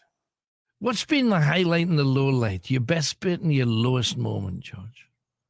The lowest moment was when I came off the road after being on the road for 2.5 years with Brother Jack McDuff. Mm-hmm. And I lost my job and I quit actually because I wanted to do something different. Right. But I had no plans and I was at my hometown. I had just met my second wife, right. And it was the lowest day of my life because I had all these ideas and now I had nowhere to let them out, no outlet for them. Gotcha. And I went out that night and sat in with the van on the other side of town. and my wife and my best friend were with me. They said it was the best playing they ever heard me do in all the years they knew me. So out of frustration, I guess I wasn't really thinking about it, and I was just letting it hang out. Yeah. And they keep reminding me, George, that's the best you ever played.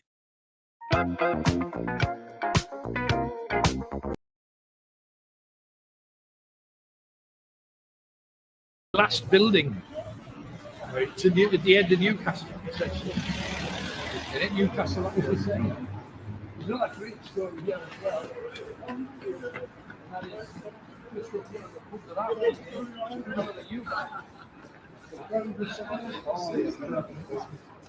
So anyway, here is the Crown Posada.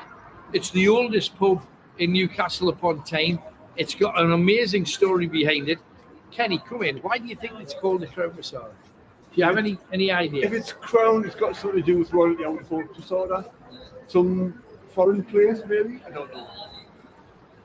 No. Oh, right. So, the story is a Spanish sea captain came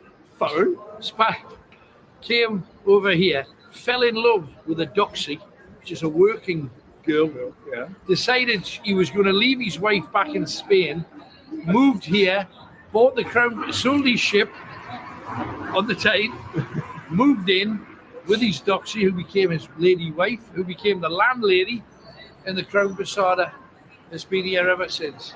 An amazing story, and she's supposed to walk the streets or the back avenues of the Crown Posada, and particularly in the cellar, you can sometimes apparently hear her giggling. So, cool little tale. But that's not why we're here. We're actually up here to see a set of stairs. So let's keep on. Foreign. You got foreign. It's not good.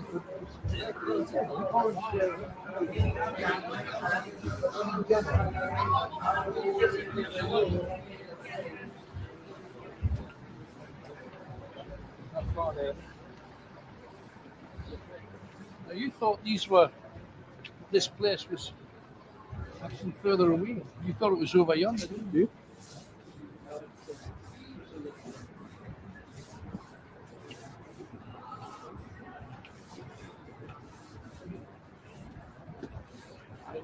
This.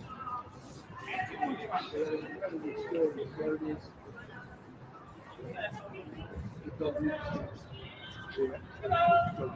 is. So there you go. Some people coming down them as well. So we mentioned a little bit earlier on that Bessie Surtees on board the back of the horse came tearing up here. By the time she got here, the hounds were already snapping at the tail of the horse. So what they did was they could have ridden up there, which is actually where they were heading, into the city and away to try and get away from them as best they could. However, John Scott was wise and he thought, hey, this isn't going to happen. We've got a problem here. We have an issue, because he knew that if he kept going up here, the hounds would catch him, would probably bite the legs of the horse, make the horse collapse. They'd both be caught. Because of the power that the banker had, the likelihood would be that he'd get arrested and he'd be sent down for a long time. So instead, he came here and he rode the horse with Bessie Surtees up the dog leap stairs. Can you imagine how scary that would be to be on the back of a horse with a woman clutching onto you going up there? And apparently what happened when they got to about the third level up there, the hounds were still right behind and the horse had basically had enough. And instead of moving up the stairs, it stopped and it just started hoofing the dogs, sending some of the dogs flying down here to their deaths at the bottom. The other dogs saw what was happening and said, I'm not having any of that. And they gave up the chase. And John Scott disappeared through the top and away. So an amazing story, probably the most amazing story of Tyneside at any point. And it all happened right here. Now, you might think, well, fair enough, but did they live happily ever after?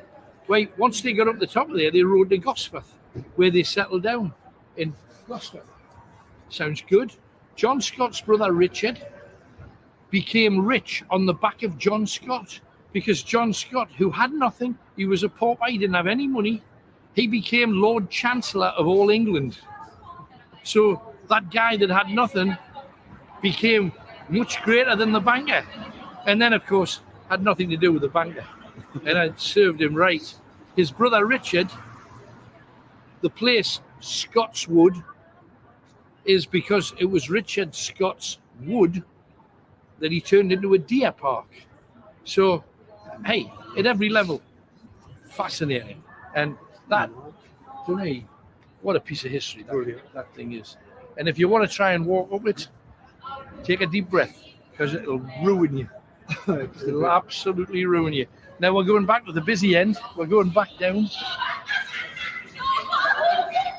You can tell it's a busy night here on the quayside.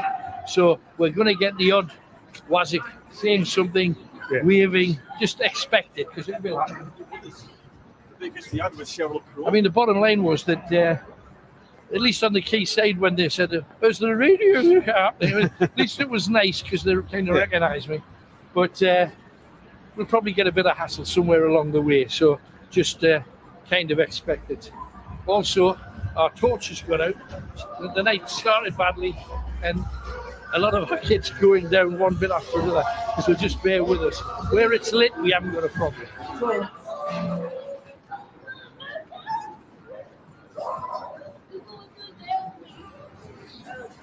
Luckily, it's pretty lit.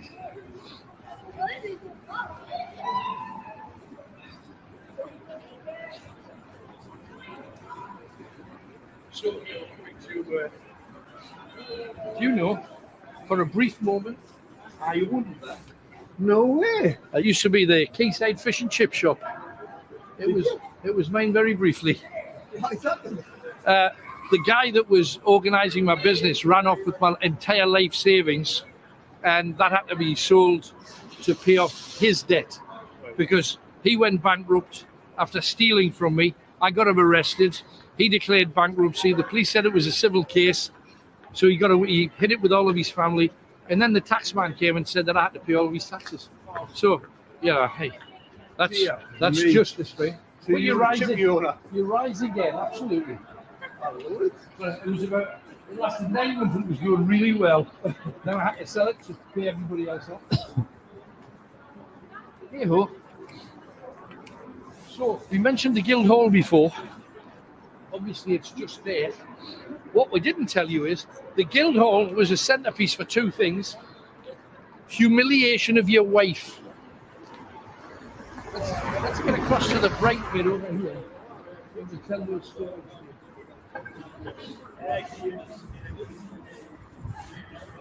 Right. Just the further you are away from groups of shouty people, the better it is. I know they're just having a nice night out around Christmas.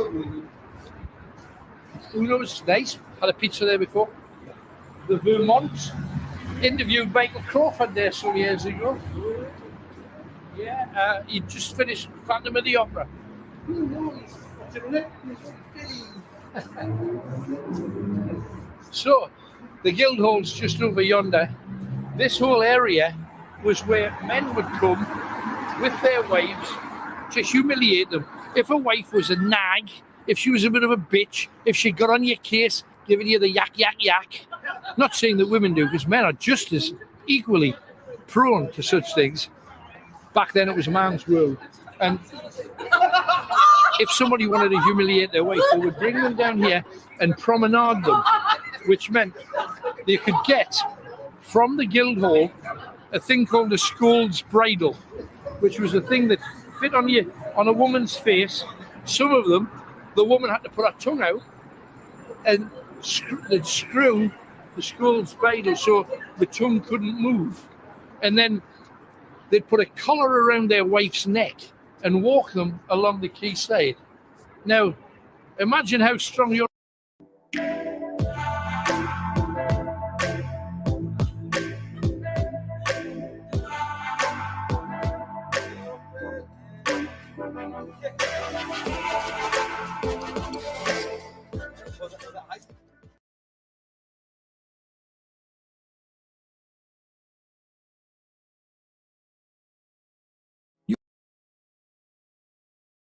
You might have seen videos like this before, but here's the big secret. Anyone can make one of these videos in a few minutes. Your relationship would have to be in bed with her the next night. Oh. I knew the way the streets. Oh, what? But you'd see men literally with a chain saying, I'm teaching my wife a lesson, and they would walk up and down. Also, there was a hanging here as well. This is real life conversation with the voice of the North. This is Night Owls with Alan Robson. Call 0191 488 3188. Greatest Hits Radio. You are with the big one. Alan Robson on the Night Owls, of course. Thank you very much. Big mention to all of the supporters for the Ghost Hunt as well. Big up to them. Thank you very much. We got part 2 of our great Newcastle Scout About this coming Friday, so don't miss it, 9 o'clock. Facebook and YouTube, if you want to join in, please do. Got a lot going on at the moment.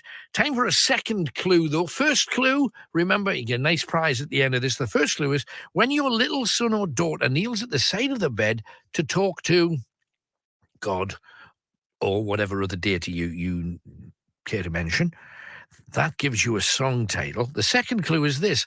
When you're certain about something, you have this. When you're certain about something, you have this. What do you have if you're certain about something? 2 clues down. I said this was a tricky one.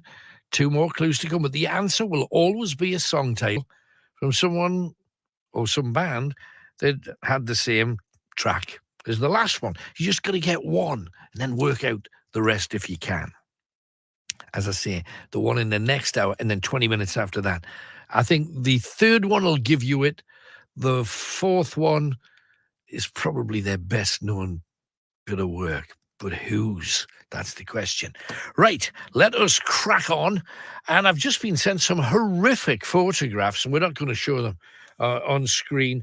Nicola, hi, I've been through a lot lately and would love to put a shout out to a friend who's helped me so much.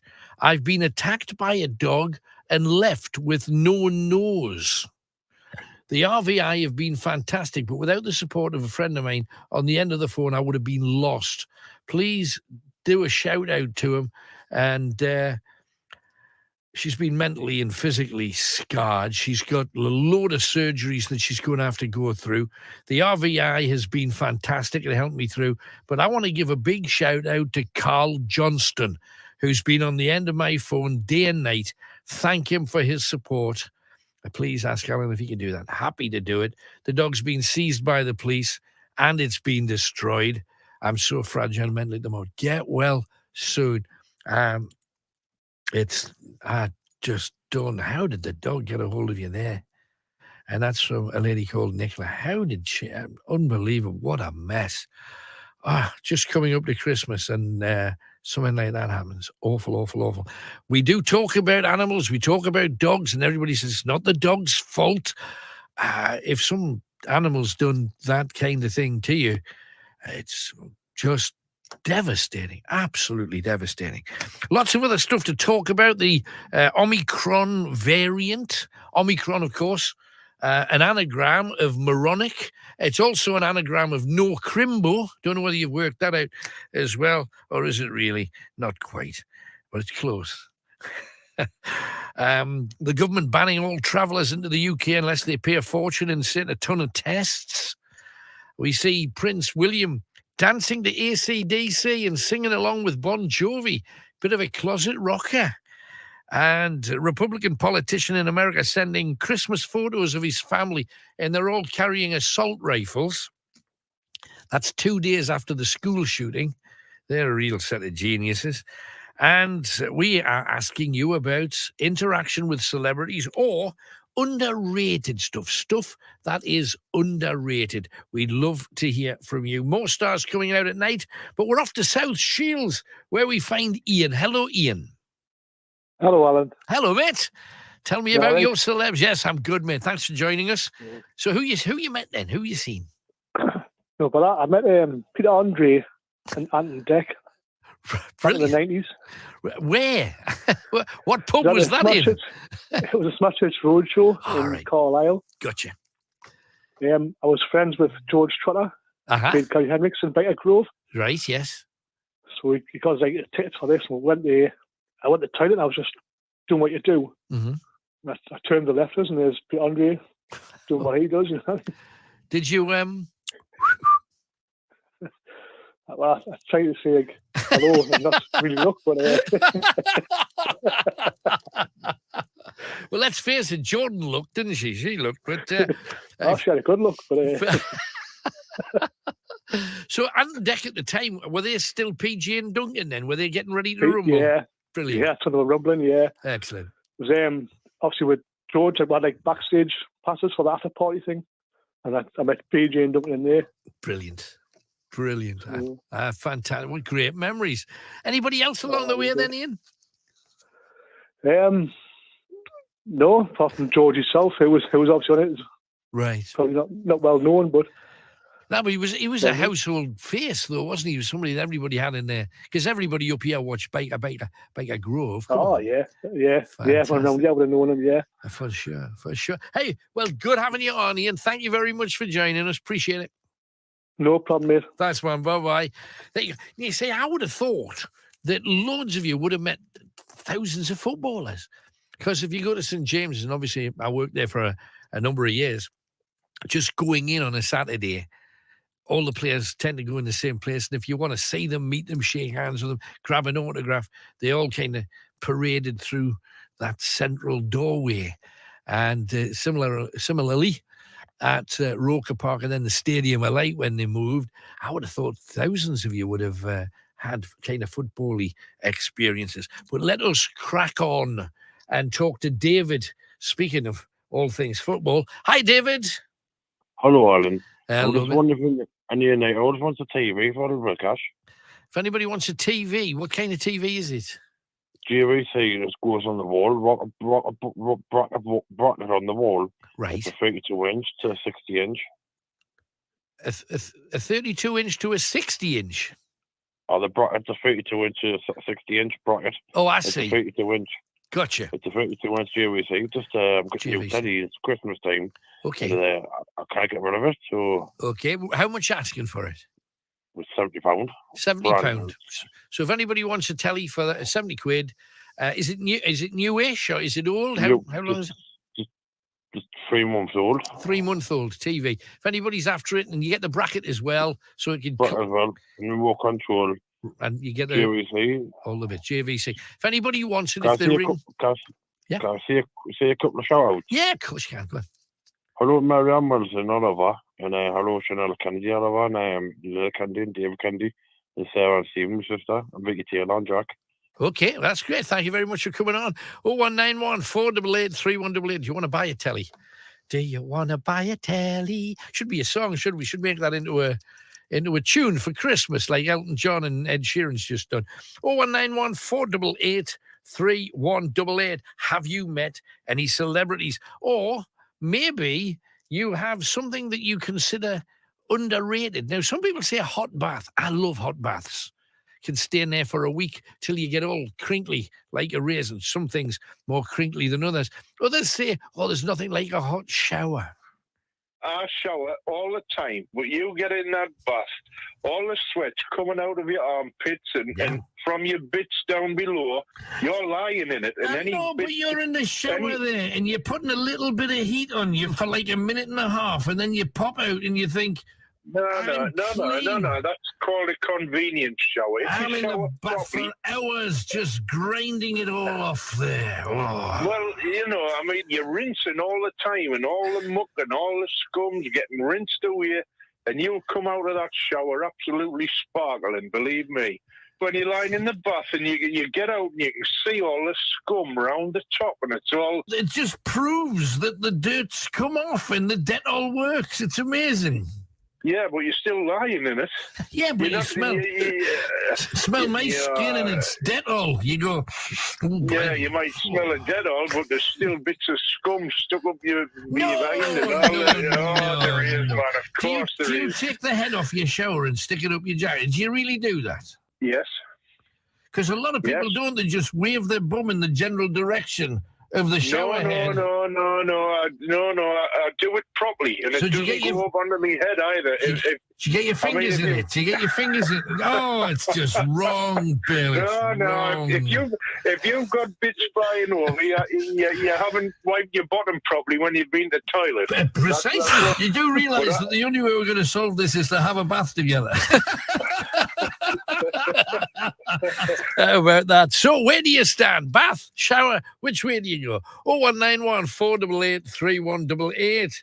Hello, Julia in Concert, Moon Woman. Hello, bath or shower. Where do you stand or sit? Come on, out with it. I'm not going to disclose that kind of information, I'm afraid, Alan.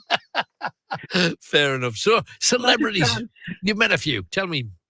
I've met a canny few. My most recent was Ali Ash and Jeanette Manrara from Strictly Come Dancing. Wow. I love him. I've always loved him. But my boss was on Strictly Come Dancing this year, and he was her partner. So I got to meet him when I was at work, which was rather nice. Amazing, right? He is really as nice as he looks on the TV as well. He is like a really genuinely nice guy. Good. I used to work at Newcastle Airport, so I met loads of, most of the Newcastle team in the glory days, sort of back end of the 90s, Shearer, David Ginola, Les Ferdinand, all the great ones. Right. But actually, when I was, after I'd sort of put my little bump down on your Facebook post, I realised that my most unusual celebrity that I met was when I went to New York with me mate in November 2000. Right. And on the flight from Newcastle to Heathrow, I got sat next to this bloke. And during the flight, he opened his briefcase and he started getting things out. And I noticed he had 10 Downing Street letterheaded paper. What? And I'm thinking, yeah, who the hell is this? Yeah. So after about 10 minutes, I mean, I'm dead nosy anyway, so I couldn't resist it. I just sort of turned and looked at him and I said, "Excuse me, can I just ask who you are?" And he said, "Oh, yes, very nice to meet you. I'm Alistair Campbell. I'm Tony Blair's PA." Whoa. And Tony Blair that weekend had been in Sedgefield because Jacques Chirac, who was currently the president of France, had been up to Sedgefield, and Alistair Campbell had been up there and was flying back to London and got the pleasure of sitting next to me on the flight back. Well, how lucky was he? So, fantastic. Actually, he was so nice, and he gave me and my mate loads of tips where to go in New York and whatnot. So, but the hilarious part of it was, I never know how he found out my address, but I got a letter about 6 weeks after I came back from New York on 10 Downing Street headed paper, saying, "Dear Julia, I have to apologise that you got sat next to my my PA, Alistair Campbell, on your flight. You must have been bored to death, and did he talk your ear off? Signed, Tony Blair." How weird is that? How did he get your? I know he was the Prime Minister, for heaven's sake, but how did he get your address? I've got absolutely no idea. But I've got that, and he actually sent a family photograph as well with Tony and Cherie and the children. But if you think about it, he would have to ring the airline. I know. Find out who you were sitting, what your seat number was. Yeah. Get the airline to provide. Now that's got to be naughty, really, in the great scheme of things. I mean, I don't know. Well, at least he didn't start a war and bomb your house or anything, which, in fairness, some people said. But to go to that kind of trouble, I think's actually quite nice, and you didn't mind him writing to you. Exactly, and actually, I think. Well, I don't know whether it'll be worth a few bob in a few. Maybe my grandchildren's grandchildren might get a few bob out of it. But, you never know. It's not worth much to me, but it was very exciting, and it just shows. Don't be shy when you speak to stars. Absolutely. The ones I thought were going to be nice were actually awful, and the ones I thought were going to be awful were really nice. So who was really awful? Who was awful? Who could possibly be awful to you, Julia? Come on. Well, I don't know whether I should say because she came from Sacriston. Wendy Craig from Butterflies. Yeah, well, we've always viewed her as one of ours. What was she? She was just really, really rude. I just sort of said, what you doing up in the northeast? Do you live up here? And just sort of went, oh God, no. And she was just really off. Oh. And then the one I thought was going to tell us to forward letter off. Yeah. Was Liam Gallagher, and he was so nice and just like gave us a hug, gave us his autograph. He was really talkative. He was just so lovely. Great. So it was really nice. It never ceases to amaze me. The ones I did think genuinely would be lovely would be Wendy, and she was awful. That's sad. That is so sad. And the funny thing was, when I was little, my mum used to watch Butterflies. Yeah, and because it was kind of like your mum's and nana's kind of show, wasn't it? No disrespect. I'm not trying to be sexist. Back in the day, that's how it was. And kids would get a kick out of it because there was young kids in it behaving like we used to behave, kind of thing. And she always seemed like, don't you wish that your mum was a bit like Wendy Craig in Butterfly? And everybody thought that back in the day. That's a disappointment, really is. I know. Really is. I've met plenty more, so I'm not too worried. Well, come on, name drop a couple more favourites then. Well, I met Ainsley Harriott twice. Right. Oh, he's the nice guy. Once at the airport and once at Asda, and I was due to drop. I was pregnant and I was due to have the baby any time, so I was hanging around in Asda because I thought, I might get a hamper or something if I go in the and he started, how he dances, like when he gets hold of people and he starts dancing with them. I thought, Christ, I really am going to go in the labour.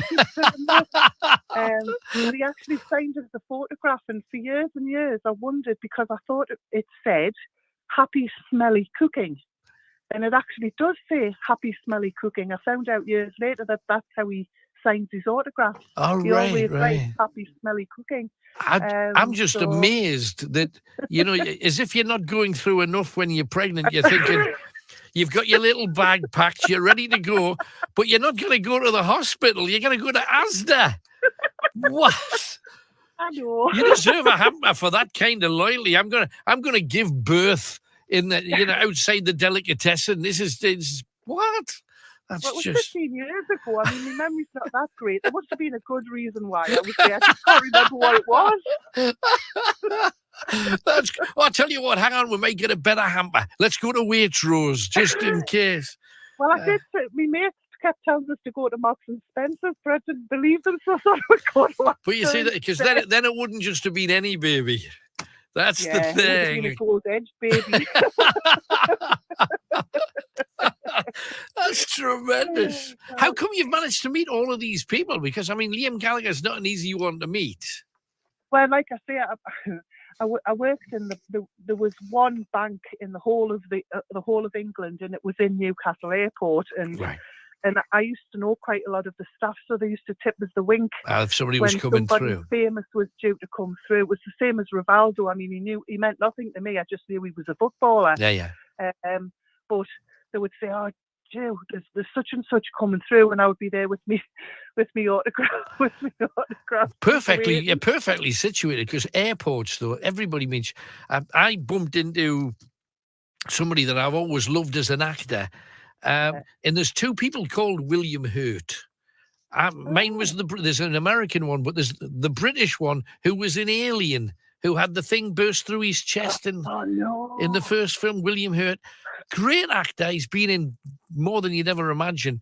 And it was one of those moments when I was told, you've come to the wrong place. Your plane takes off at gate, whatever the hell it was. But it was, it was 15.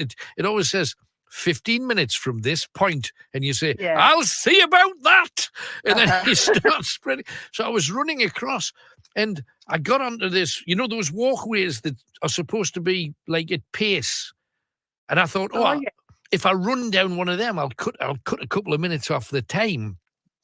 And I was halfway along one, and he was standing there, and I couldn't keep running. I had to say, "Oh, hello, lovely to meet you." And we had this little chat, and then it went about another 20, 30 feet, and then I had to run again. It was, and then at the end of it, you go, Did that really happen? Because No, it just no. random stuff. But airports are great places to meet celebs. No. And I met Robson Green as well at Newcastle Airport. Robbo, right. When he just recorded the series called Reckless. Right. And it was quite sexy. And I was quite into him at the time. So I did sort of say, I'll get reckless with you anytime, Robson. I bet you're so glad you didn't. Smells of fish now. Smells of fish. Let him go. Yeah. And if you're listening, I'm sorry, Robs. Last time I actually mentioned I had Jerome Flynn on the show.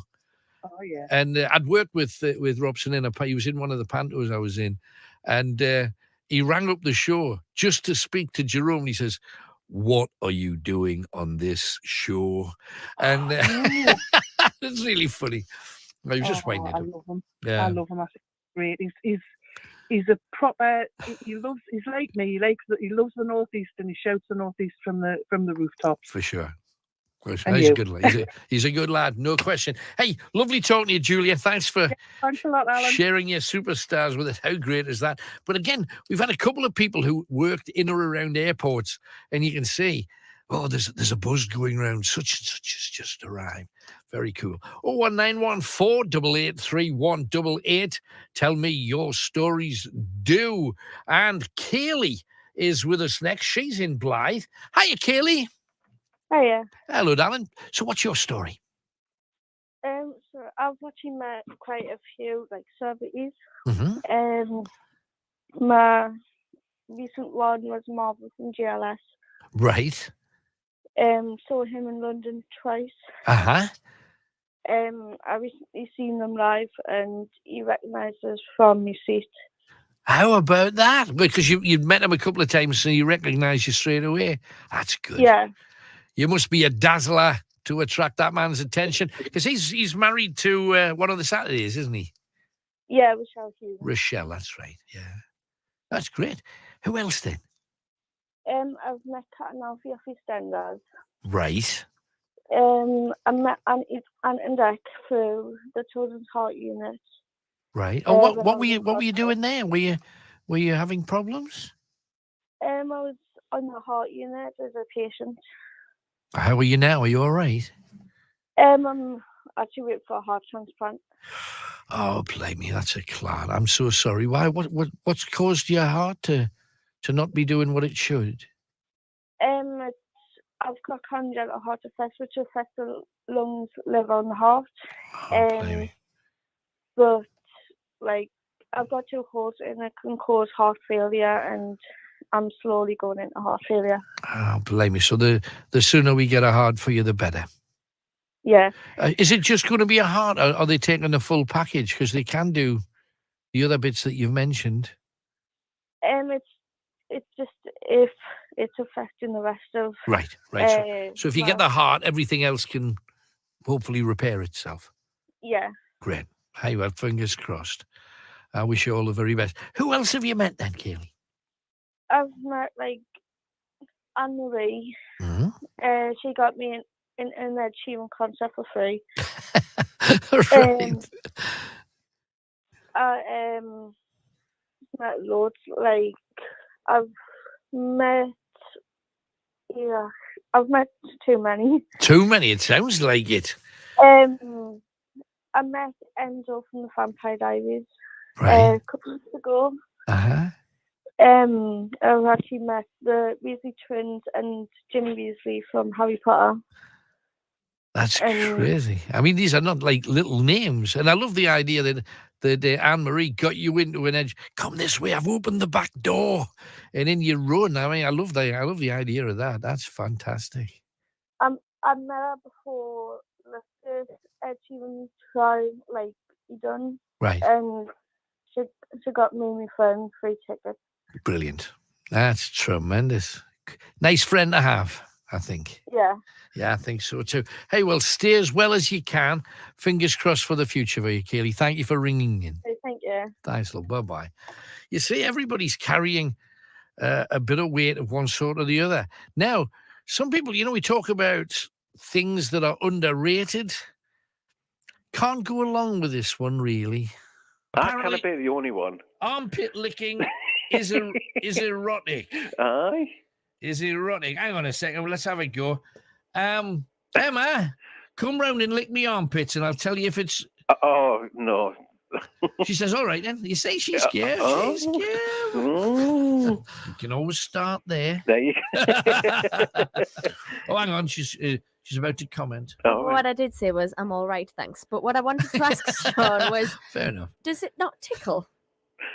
What, when you're shaving your armpit? No, when you're licking, when somebody's licking. Not if someone's doing it gentle and. Yeah, that would really tickle me. I am really Honestly? tickly. Yeah, Oh, like even the slightest touch under my armpit, and I jump and. Honestly? But that's yeah. why it'll probably be Erotic. exotic and erotic. I doubt it. They just get like an elbow on their head or something. See, that's why heteros get no joy at all in the armpit division. No. See, there it is. It's official. It was there, and we can't deny it. Now, the other thing is, and I got this email that came in a few moments ago, and it's from Pauline. And Pauline says, I am now 77, and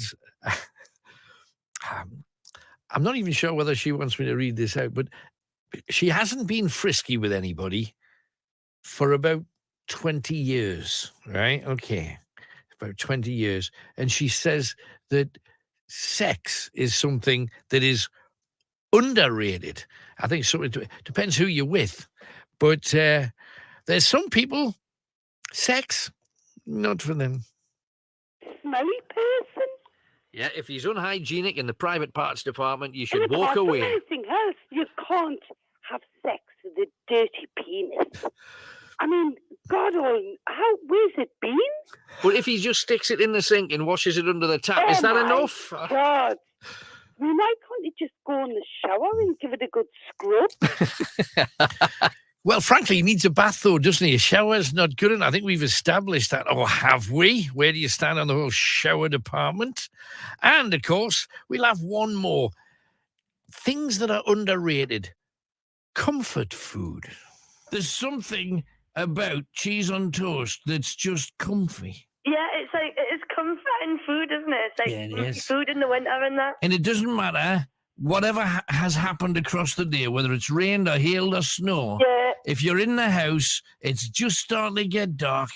Cheese on toast. It's just delicious. It is. It's like the best thing. I want Kind one of like- right now. I want it now. I know, now. it's the same with eggy bread though, isn't it? Like, Oh, I'm not so keen on eggy bread. Eggy bread gives you eggy poops. oh, I know, but it's just delicious with a bit of salt on and a bit of tomato sauce. I know, but then you go to bed and the quilt covers over your head. It's you'll pay for it. You've got to waft it out though. You're a wafter, are you? Yeah, a wafter. Share it with the rest of the house. Why not? And we got Reese next. He's in Brandon. Hi, Reese. Hello, Alan. Hello, mate. So tell me about your celebrities, please. I met Annika Rice back in the 90s. Whoa. When she was doing Annika's Challenge. Uh-huh, right. And she was doing Brandon. Uh-huh. Right. And I stopped playing it. I was one of the cadets stripping all the fences down and putting all the new road in. Uh-huh. And I jumped in the germ buggy, messing about. Do you remember a germ buggy? I do. They were massive for about 20 minutes. Yes, I stopped playing on the radio. I was about 13. Right. And she come over and she was like, we were wondering who was playing on that. And I was talking to her and I was like, my granddad said your bum's not that big, but I think it's kind of nice. Like, well, that's kind of nice. It's on the edge of nice and on the edge of nasty at the same time. No, that's good. You were sticking up for a bottom. Can't argue with that. Yeah, it's good. But the editors out the whole program. Did they really? Oh, what a shame! No, that would have been the best. That would have been the best bit.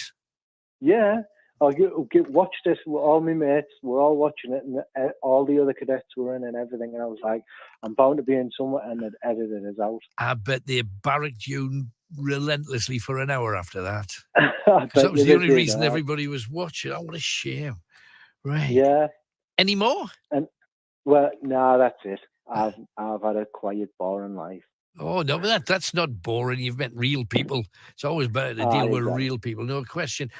So thank you very much for coming on. Great to hear from you, Reese. and great to hear you back. I've missed you for years. Well, bless you. So it's nice to hear you back, and I'll be listening to you all the time now. That's great. Thank you for your kindness. Appreciate it. 01914. I'll always be somewhere. That's the thing. Even if I'm not here, I'll always be somewhere. So check out Robson's World, or go on to your Friday night's ghost hunt round about 9 o'clock. You'll find me somewhere. I'll not be far away. 0191 488 3188. Time for a piece of music now, and another star coming out at night. It's Peter Hook from New Order.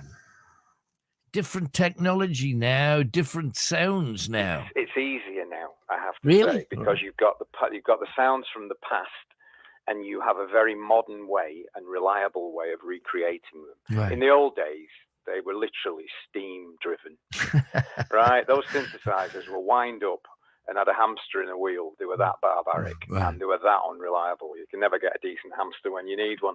So the thing is that now the computer emulates those sounds very, very well. The sounds of the 80s and 90s are still very popular, very too popular if you ask me. Right. It must be awful being in a new band, trying to get past all these old buggers from the 70s, 80s and 90s. It must be almost impossible. It must be very frustrating. So the thing is, you can recreate them. You always make them better. You know, now you're able to give them a more rounder sound, a more bottomier sound, more top, if you like. You're able to use the computer, the good bits about the computer, to enhance it. And it does make it easier, I must admit. It's a lot easier touring these days with just your little tiny box, compared to all the mountains of equipment that we used to move around the world. And, you know, the thing is that most groups do turn around and go, where'd all the money go? Right. And most of it went on shipping all that crap around the world.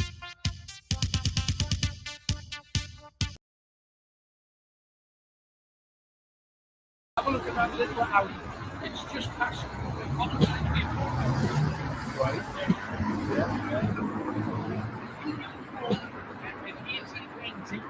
Killed a lady called Lily McLarence, and because the Guildhall was a government concern, they decided to have him executed, but they didn't want him executed up at Carlisle Square, where the vast majority were hanged. So instead, they literally took him to the side of the building.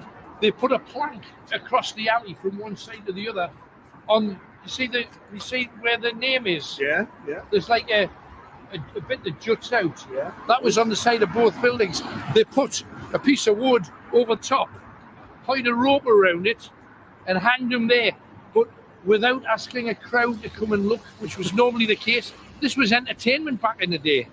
So instead of saying anything, they just said, he's a swine. What he did with this Lily woman, he left his wife, the whole story is, he left his wife to move in with Lily, and about a year in, she was saying, but you never treated your wife like you treat me, and all this kind of thing going on. And in a fit of pique, he grabbed his cutthroat razor and slashed her throat and killed her. They were so appalled at this man's crime, A, because he dumped his wife and children for her, and secondly, because he'd butchered a woman unnecessarily. And that's the Guildhall. And remember, the humiliation up along the front doesn't stop there. This is one of the most historic parts. You've got to remember, again, when we go back in the day, right the way along here, tall ships all parked up along the dock. The same way that there's taxis on Dean Street there, one after the other, right along the front. In some cases, Newcastle Port was so busy, you'd have two boats side by side. Incredible. Let's go down the next leg. We don't have to go far, really. We just got to come around the corner. Avika restaurant, late night bar. Oh, and I celebrate. Oh, it's a lovely food. Yeah. We've got the pancakes up. I know the owners quite well to look at. Ice in sauce. Oh, all the way around here.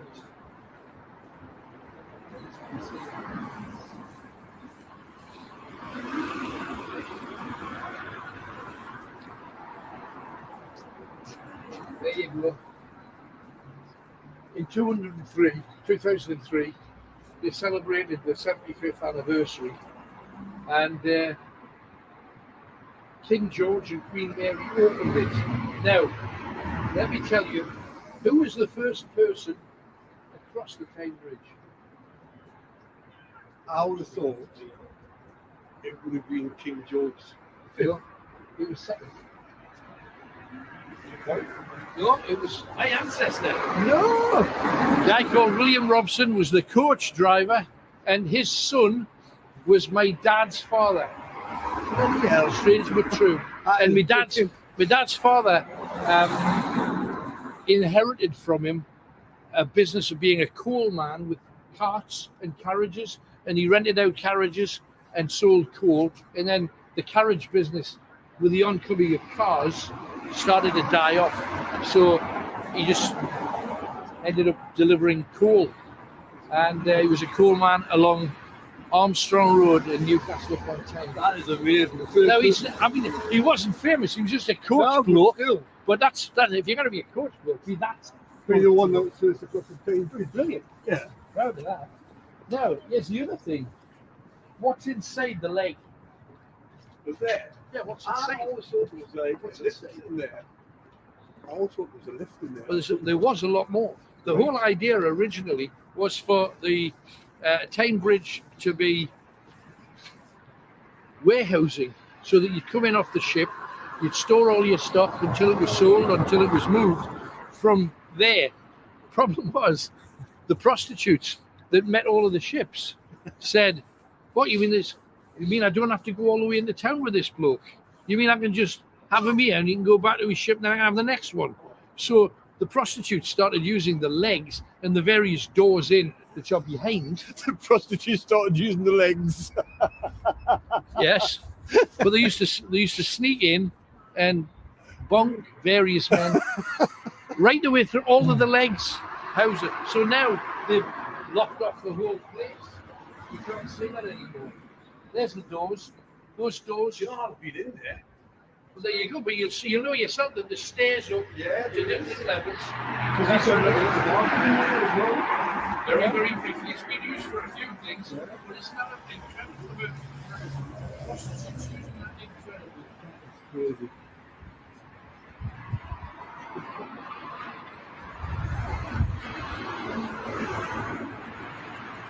Now, very briefly, on to the Quayside Market. Ever been? You ever been to Quayside Market? I think we have. Yeah, absolutely. But I hope you have in your time. It's not quite so busy now as it used to be. No. But do you know what else they sold here in the late 17 and early 1800s? Children. What? Incredible to believe. But what they did back in the day, what people would do is they would come, and the whole idea of the market, how it really started, was poor people essentially would come and bring whatever they could get their hands on, sometimes stole. On other occasions, they would bring any old clothes that they didn't want, they'd wash them, and they'd just lie them on the floor along the path there. And it's sad to think they were gathering flowers from fields and trying to sell them. They were finding bits and just flogging them as best they can. However, some of the women were so poor and they no longer had places to live. If their husbands had died, they were left alone and quite often lost the place they were living because they couldn't afford to pay the rent. So what they did was they would bring their child down here, put the child down and say, "Child for sale." And sometimes they'd be bought by rich people to grow up in the house as a servant. On other occasions, a family maybe who didn't have a child or who felt sorry, in the same way that you would, it's awful, but the same way you would buy a puppy. You know, if something broke your heart, you saw a little girl or a little boy looking up at you, and they'd buy the child. And it's awful to say, but that happened. 0191 488 3188. This is Night Owls. Thank you very much for staying with us. Hang on in there, not too long to go. You get your third clue in about 15 minutes. And about 15, 20 minutes after that, you get your last clue. You can give this a go.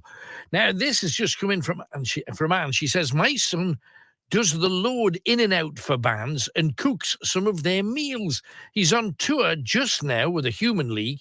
He said Peter Andre, Neil Sedaka, Paul McCartney, Gladys Knight, and Cliff were lovely. Jamie Cullum was horrible, and Paloma Faith had a mountain of clothes and a rider with a list as long as your arm, and she only wore one dress. And I think sex is underrated, by the way. And you know how old I am. When somebody says, I'd rather have a cup of tea, I keep quiet. There you go. Straight to B. And Jamie Cullum, on a few, I've met him about 3 or 4 times. On one occasion, he was really off. On the other case, he's nice as pie. So I think it depends the day you catch him. I'd rather have people be consistent, but I don't suppose any of us really are. 01914 488 3188. Let's check out somebody else, but do not forget, third clue, less than 15 minutes. We have Sean next. I think he's in Northumberland. Hello, Sean. Good evening, Alan. How's you? I'm good, mate. Thank you for joining us. What's your tale about celebs, then? Who are you lucky enough to interact with? Alan, first things first, it's 1990 since I last spoke to you, but it's lovely to speak to you. Thanks, mate. I was actually going through a tough time. It was 2006. Right. I just separated from my wife, and I was not in a great position. Right. And I was very lucky to my brother, who was very successful. He said, look, let's go away skiing. I'd never been away skiing at all. Wow. So he took me to Val d'Isère. Right.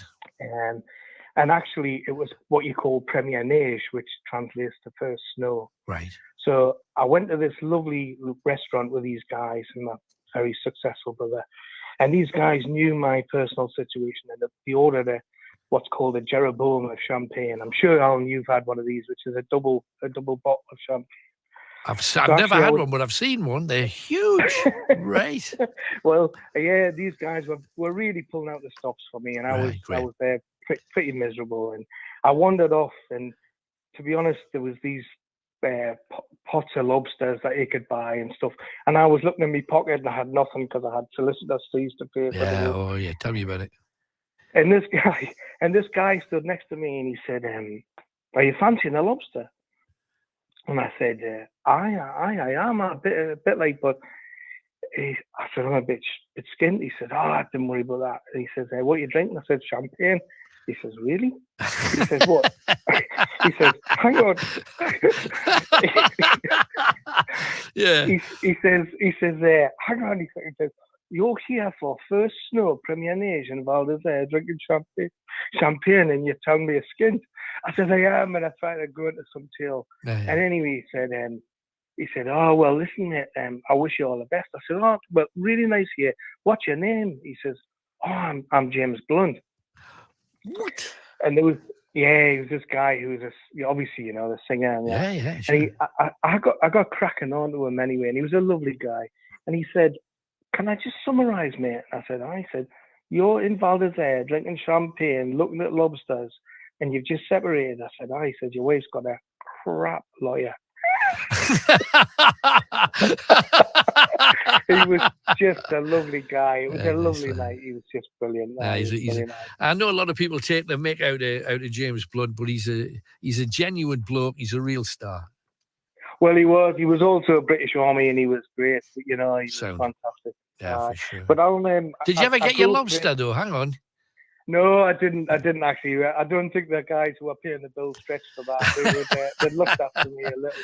That was good. But brilliant. I grew up playing football for Newcastle Boys, and I was lucky enough to play in the same team as Paul Gascoigne for a little while as well. Wow. So, that's cool. even as a kid, he was fantastic. Yeah, he was special. fantastic. I really was. Right. Yeah. But I know, Alan, it's been a long time since I spoke to you. You probably won't remember. It was 1990 when the last time I spoke to you. Brilliant. Yeah, it's lovely to hear you. Grateful that you managed to come back to us, Sean. Thanks for your time. Take it easy. All right, take care, mate. All the best. Bye-bye. Just friends. That's the North for you. And even if you're not in the North at the moment, if you're tuning in, you're obviously a thoroughly wonderful and decent human being. Otherwise, you wouldn't bother. It's the thing that I've discovered over the years. 0191 488 3188.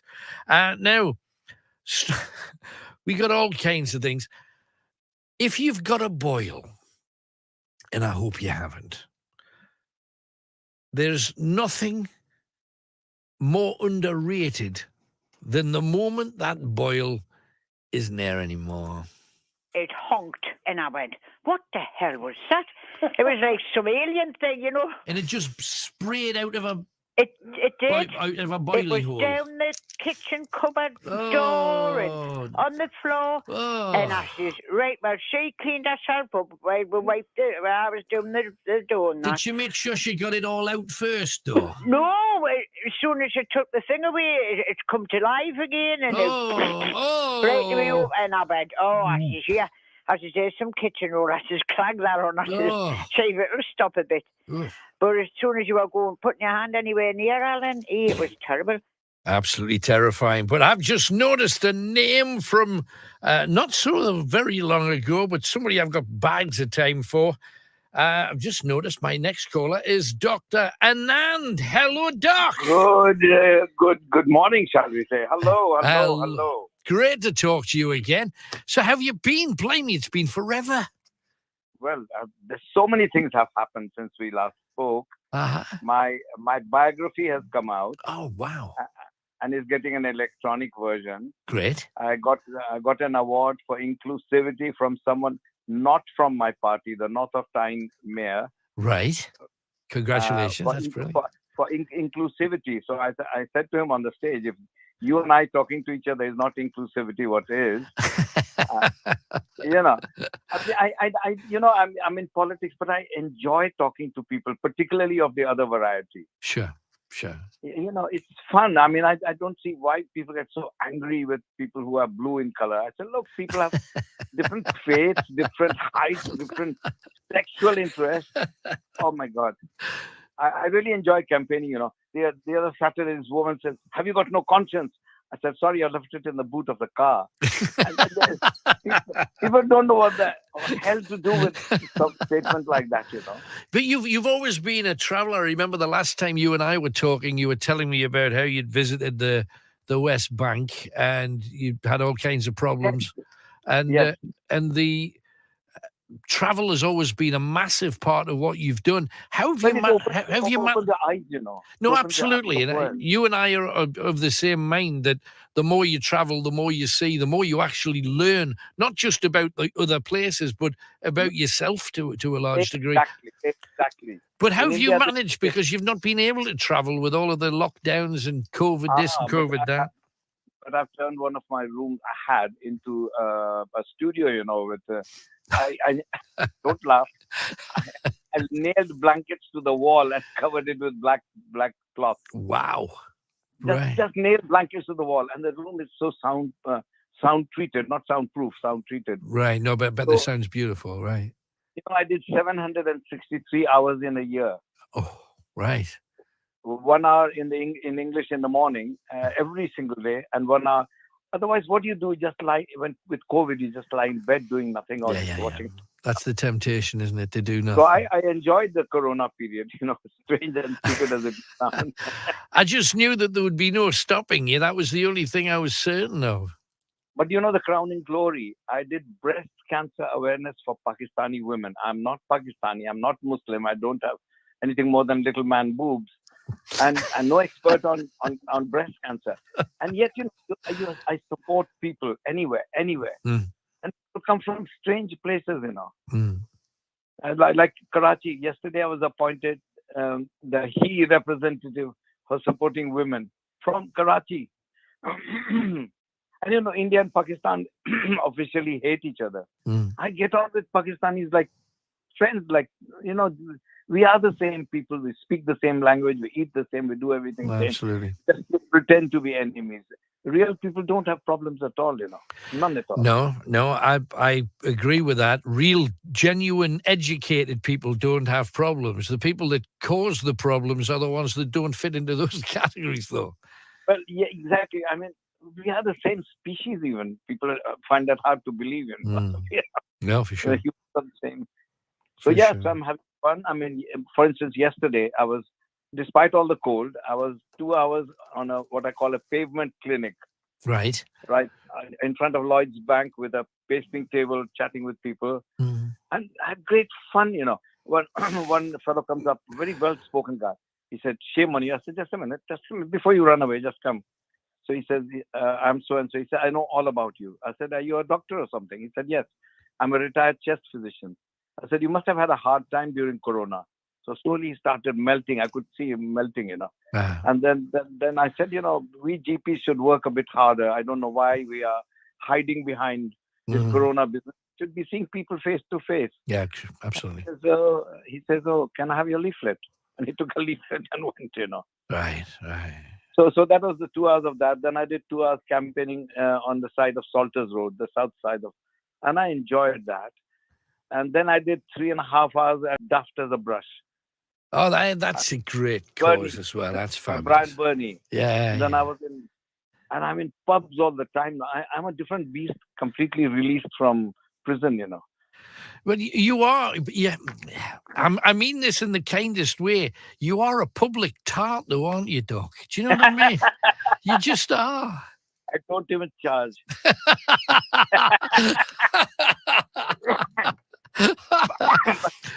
It's been an absolute joy catching up with you. Whether you're a politician or a doctor or a dentist, you are there to serve, isn't it? No, absolutely. If that's the idea, then life is so easy. If you're there for power or money, or shall we not mention Paul Hancock? No, we won't mention Paul Hancock. And people say, well, by the way, I must tell you this. I was in Manchester to listen to Boris, of course. When he went on his how he talks.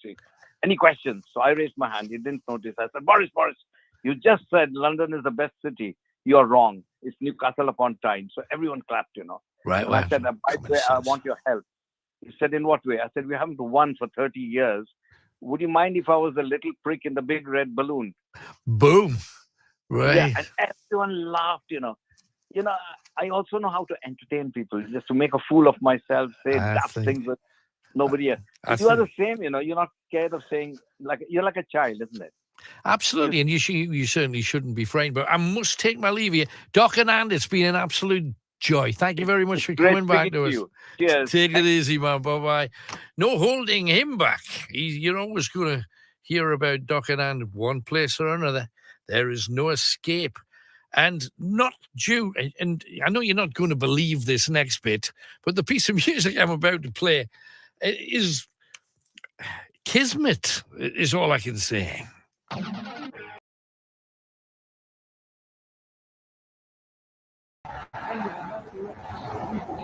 Without dying, ideally.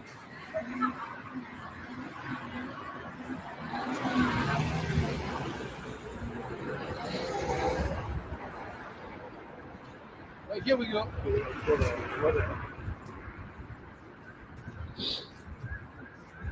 Underneath the Christmas decorations here on the quayside. Now, if you look beneath the church over there, down a bit further, Kenny. Yeah. And you see where there's a street that runs along there. Now, in that direction was a company called Hawks & Co. Hawks & Co. And there's a guy, can't remember his name. I've tried to learn all the names, but there is a guy who was very famous. What was his name? Oh, there we are. The case of the glowing man. Edward Hawkins. Edward Hawkins worked for Hawks & Co. over there, that side of Gateshead. Now, talk about a ghost you can see long distance. He is said to be the glowing man. Now, why is he the glowing man? Hawks & Company was an old-fashioned, very early form of a steelworks. They were pouring molten metal. They were making long metal structures to put into houses, metal beams. And this guy was in the pit cleaning it out, and somebody pressed the wrong button, and all of the molten metal poured into the pit and completely covered him. And by the time they couldn't dig him out because he was in molten metal, so the metal solidified and they buried the metal with his body in it in a cemetery in Gateshead. But it's said that on late nights, when the wind's in the right direction and the moon's shining in a certain way, if you look across the river, you can see the spirit of the glowing man with hawks. Now, don't forget, share this as much as you possibly can, please, because I'm about to tell you the most gory and disgusting story of old Newcastle. I want to take you back to 1854 once again. Tall ships along here, lots of them. Hustle, bustle, marketplaces, people selling things. And it wasn't just on a Sunday that they sold things here. It was every day of the week. Somebody would just come down, plonk their goods and flog them. 1854. Over there, roughly where the Hilton currently stands, you might be able to see the Hilton sign in the distance. Roughly where the Hilton sign was, there was a row of warehouses, and one of them was called Wilson's Worsted. Now, worsted is a kind of woolens, and they made woolens, and a fire started in a back room. Problem was, this was on a Saturday night, and everybody that was supposed to be manning it and looking after it and being the watch person, they'd gone walkabout. So there was nothing to stop the fire, and it was wool, and it took off a bit. Now, 99 times out of 100, that would have been the end of it. As I say, this was 1854. Normally, somebody would have spotted it. Even the very basic fire service that we had back then, they would have piled down there and they would have dealt with it. It wouldn't have been an issue. Problem was the factory next door, Bertram's. Bertram's had 600 tons of sulfur, a soda mixture, a nitrate of soda that was very flammable. And of course, remember, all of these buildings are wooden. A spark flies from Wilson's Worsted into the other factory. It starts to go. When that hits all of that sulfur, there was an explosion so loud, people heard it in York. Now, York, Hexham, Carlisle, Alnwick, South Shields, people were shook on their feet. It was such a loud explosion. And of course, because all of the other buildings across there were made out of wood, one by one, they started to go. Problem was, Bertram's had more and more stuff. And as it got along to more barrels, they were firing. Now, the whole idea of a barrel exploding, imagine the force that you'd have to fire a barrel that was full of liquid from where the Hilton is to Gray's Monument in the centre of Newcastle. Can you imagine the force that you need to do that? Yet that's what happened. They were firing barrels and flame across the old Newcastle Bridge. And there were people running literally on fire across the bridge. And people were louping on them with sheets to try and put the fire out. They were firing barrels across to the tall ships that were marked along the bridge, along the riverside here. The tall ships were burning. They were made of wood too. You've got to remember also, a lot of the small streets that went along were essentially tenements. They were made of wood. And also, they had different generations of the family in there. They'd have their great-grandparents, your grandparents, your parents, you, your partner, your young child. They had all of these generations living together. And their homes were on fire. This was the Great Fire of Gateshead. It was the Great Fire of Newcastle. And still, for almost 2.5 hours, Bertram's fired stuff across the river. 2.5 hours. Apparently, people were coming from outside the city to look at it and getting trapped in the flames and the smoke, not believing that an entire city could go up. But at that time, it was a living hell.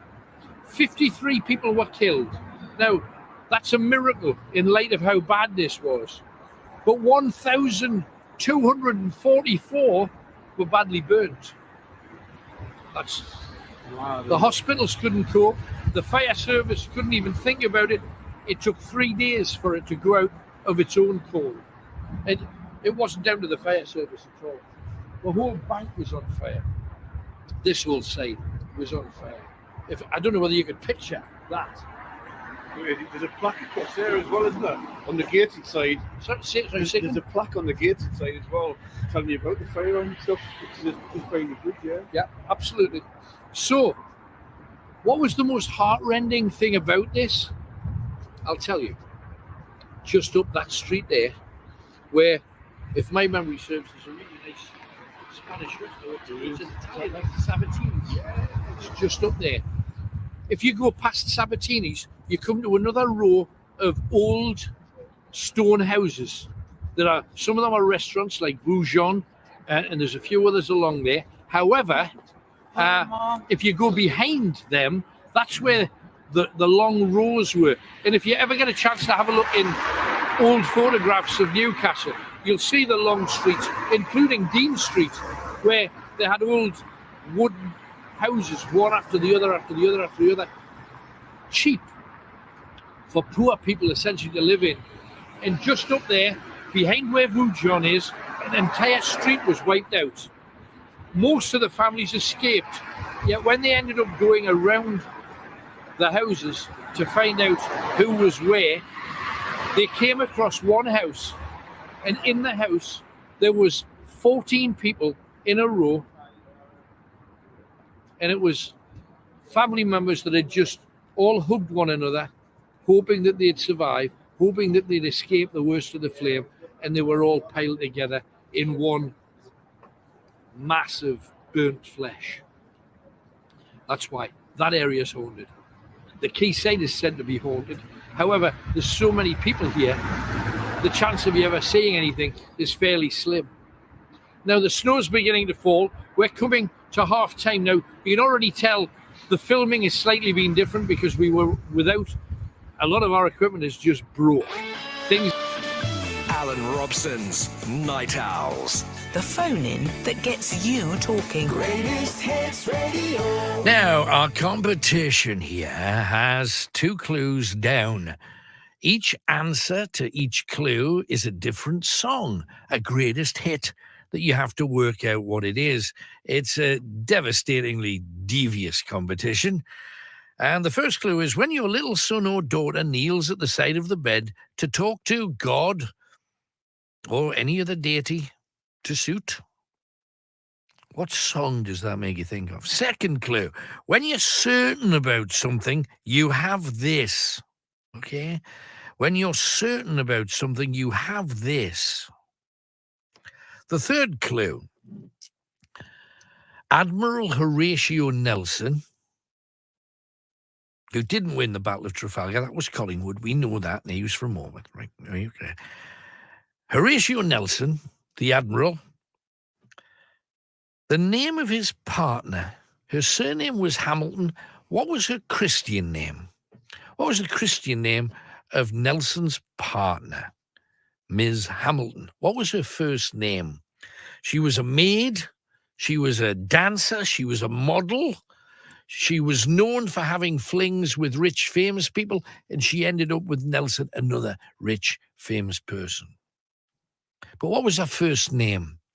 For that is the name of a greatest hit belonging to this artist, if you can work it out.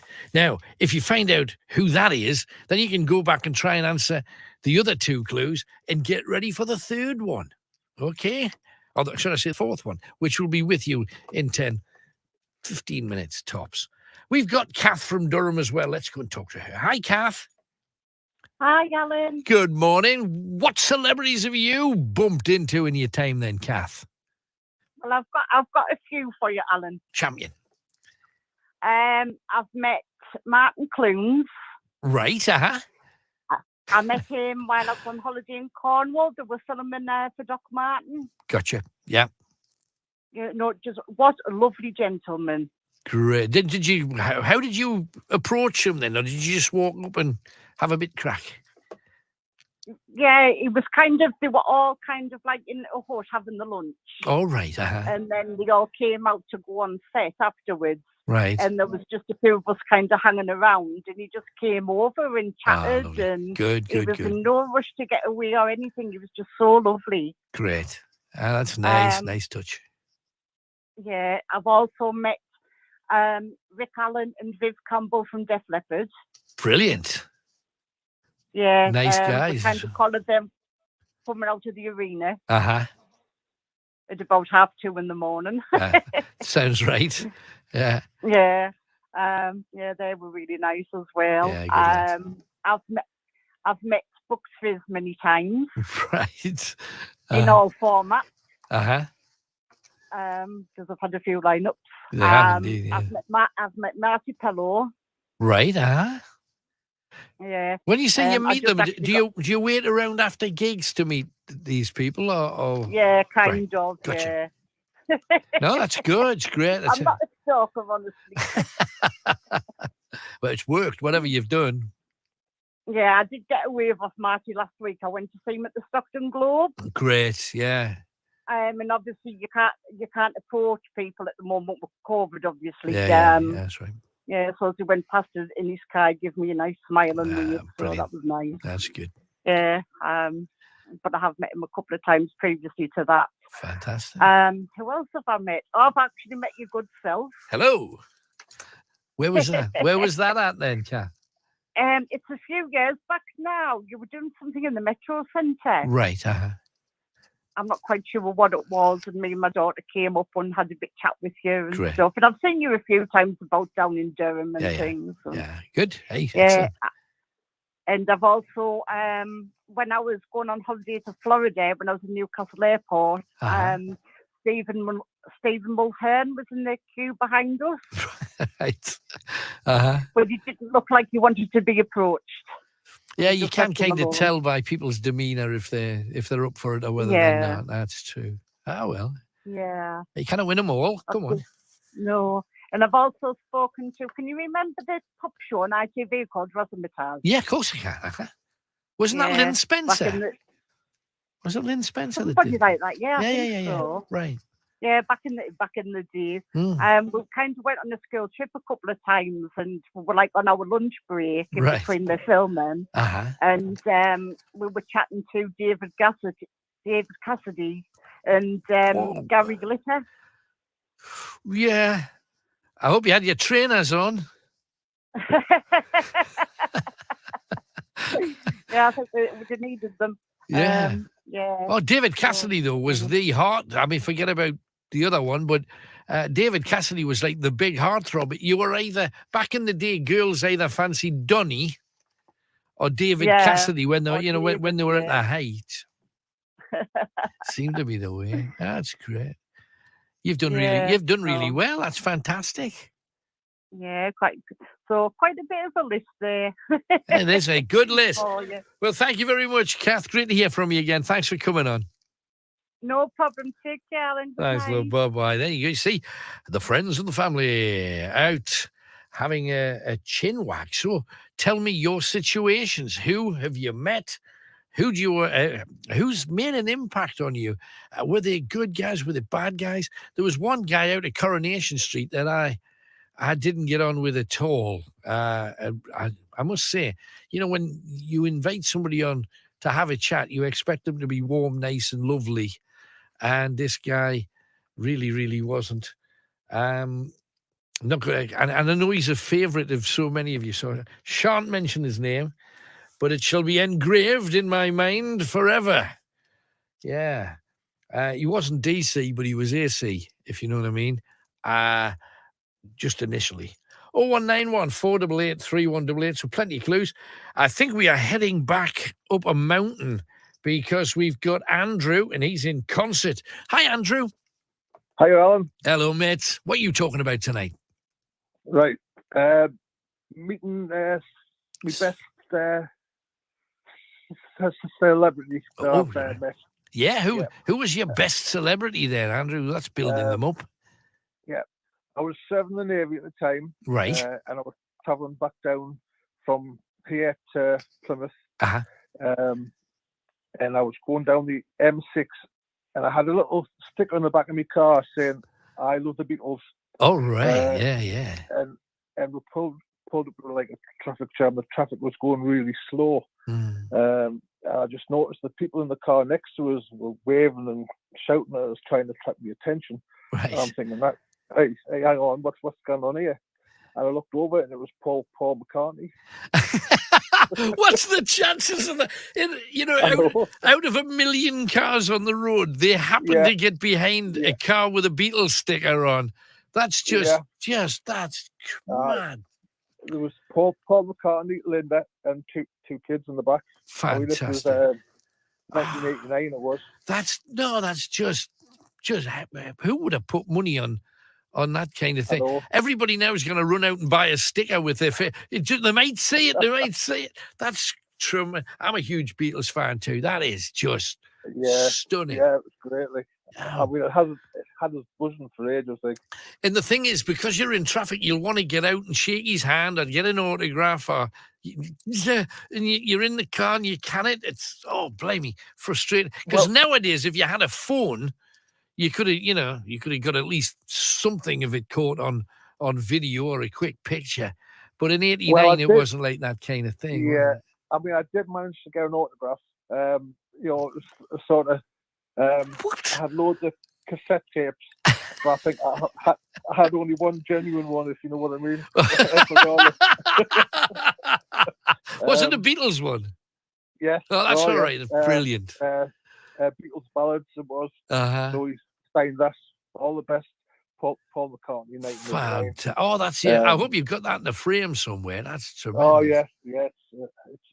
It's handy somewhere safe. I know that's it is. Good. No, that's a dream. That's a dream for a Beatles fan. And there's Paul. Yeah. What was he driving? A green Mercedes. I don't know make and model. No, we just expected something stunning. That's great. Yeah.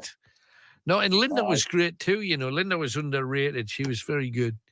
I loved it. First of all, she's an amazing photographer because she came from the Eastman family, who are like camera experts. Are they a Kodak, or they're a famous film making kind of family? Right. And she was in Wings, of course, as well. That's just tremendous. Tremendous story. Anything else then, Andrew? Well, the latest one was Les McEwen from Bay City Rollers. Because I'm in a band. And we're playing, just like the band before. We were supporting him at a festival in Bishop Auckland. How good is that? We got a photograph with him, and he was great to talk to. Really. Did he sing Shang-a-Lang, and did he run with the band singing "Do Up the Doobie R.A." or whatever it was? He probably did, yeah. That's great. Is he still doing the tartan thing? He wasn't at the time. It was sort of a black leather thing, I think. All right, okay. Hey, well, he's grown up now. You kind of get away with that forever, I wouldn't have thought. But hey, tremendous. What's the band called? Mine is Scar Mania. What Mania? Scar. We play all the madness. Oh, Scar Mania. I love Scar. I hope you do Monkey Man. Oh, yes, we do all the best ones. Can I say you have to do? All the classics. Have to do that. Brilliant. No, I love Scar. Scar's one of the kinds of music that when you hear it, it just lights you up. It's great. And people don't play nearly enough of it. Tremendous. Yeah. Hey, well, thank you very much for coming on, Andrew. Great to hear from you. Cheers, mate. Bye-bye. Scar Mania. Watch out for it. That's not Scar like a cut of flesh or anything. It's SKA Mania. Now we have your fourth clue. I know for a fact that some of you have got it. Do not email in saying, I'm really clever, Timbo. You've got to ring in to get in the queue. So here's your fourth clue, if you can work it out. The first clue, when your little son or daughter kneels at the side of the bed to talk to God or your respective deity, what song title is that? The second clue, when you're certain about something, you have this. Okay. Third clue. Horatio Nelson's partner was called Ms. Hamilton. What was her first name? what was Lady Hamilton's first name? Okay, as she became. And the fourth clue, and if you already know the band, you're going to have to work this one out. The fourth clue is what a ram may say to his lady sheep. What a ram may say to his lady sheep. Probably their biggest hit. 4 clues. Whose hits? Ring Chris right now on 0191 488 3188. That's 0191 488 3188. Okay? And a few people have been asking about the Christmas card thing. If you want to send some stuff in, we are at Gainsborough House, Grey Street, Newcastle, NE61 6AE. Okay? So that would be Alan Robson, Greatest Hits Radio Northeast, Gainsborough House, Grey Street, Newcastle, NE61 6AE. We're up on the 3rd floor of that particular building. So there you go. 0191 488 3188 for the competition. And Easter's been on and says, when I went to Jamaica to get married there was another couple getting married. I cracked on with a bloke for 2 weeks while his minders looked me up and down, didn't have a clue who he was. 2 years later, he's on the telly, boxer Audley Harrison. How about that? Strange but true. Keep them coming in. As I say, Timbo's already whipped the what's it, but it's a who's it now rather than a what's it. But thank you very much nonetheless. 0191 488 3188. Keep the kettle boiling. Marilyn is with us, and she's in Blythe. Hello, Marilyn. Hello, Alan. How are you? I'm very well. Thanks for coming on, Marilyn. So, you've got a celeb story or two. Do tell. Oh, well, where do I begin? Oh, I love ghosts. And follow you with your ghost stories and stuff like That's that, all right. and your ghost walks and stuff. Thank you. And this thing you're going on about, where do I begin? At the beginning would be like a place, maybe. Who was the first celebrity you ever met then? People. Uh-huh. Celebrity. Yeah. The best person was unexpected. I've got a son. He's got disabilities. Right, I'm sorry. He's got ADHD, autism, Tourette's, and a few other things. Right. And I went to Sheila Centre, and I met Ant and Dec there. Right. I met Aaron Sheila there, and it was like, wow. All I seen was like all these big, massive black security cars, and people walking out with security gear, and I'm like, here, I'm sitting here with my son, I'm like, here, who's coming here, and it was one of the right-hand man from the pub. Right. Because he came out, it was on the news, she was on that. Because of all the charity work that I'm sure I've been doing for disability children with needs, you know what I mean? Right. And I was like, wow. How did the band react? Well, he was great. It was me who reacted more than I'm going, how do I? Right. I get you. Right. I had to call him His Excellency. Right, of course. I'm sitting there with Ben at the doorway, and he came over and he blessed her. And I'm like, oh my God, I froze. He put a purple, it's like a scarf, a big long purple scarf that goes around the neck. Right. And he came in with a big, massive gold staff and big, massive cross medallion. Right. And I'm like, oh my God, how do I react with this? And I'm like, oh my God, seriously. I'm a really, like, big religious person. Right. But saying something as big as this, it's like, wow. And I trembled. Right. And it was, like, shaky. And my son got blessed. And all I can remember him saying is health, wealth, and prosperity. Nice. And he wrapped this big purple thing that was around his neck. He put it on the Ben's head. Right. And then he started doing the cross thing with his hands. And I'm like, how do I cope with this? But it was great. It was a marvelous experience. Sure. Yeah.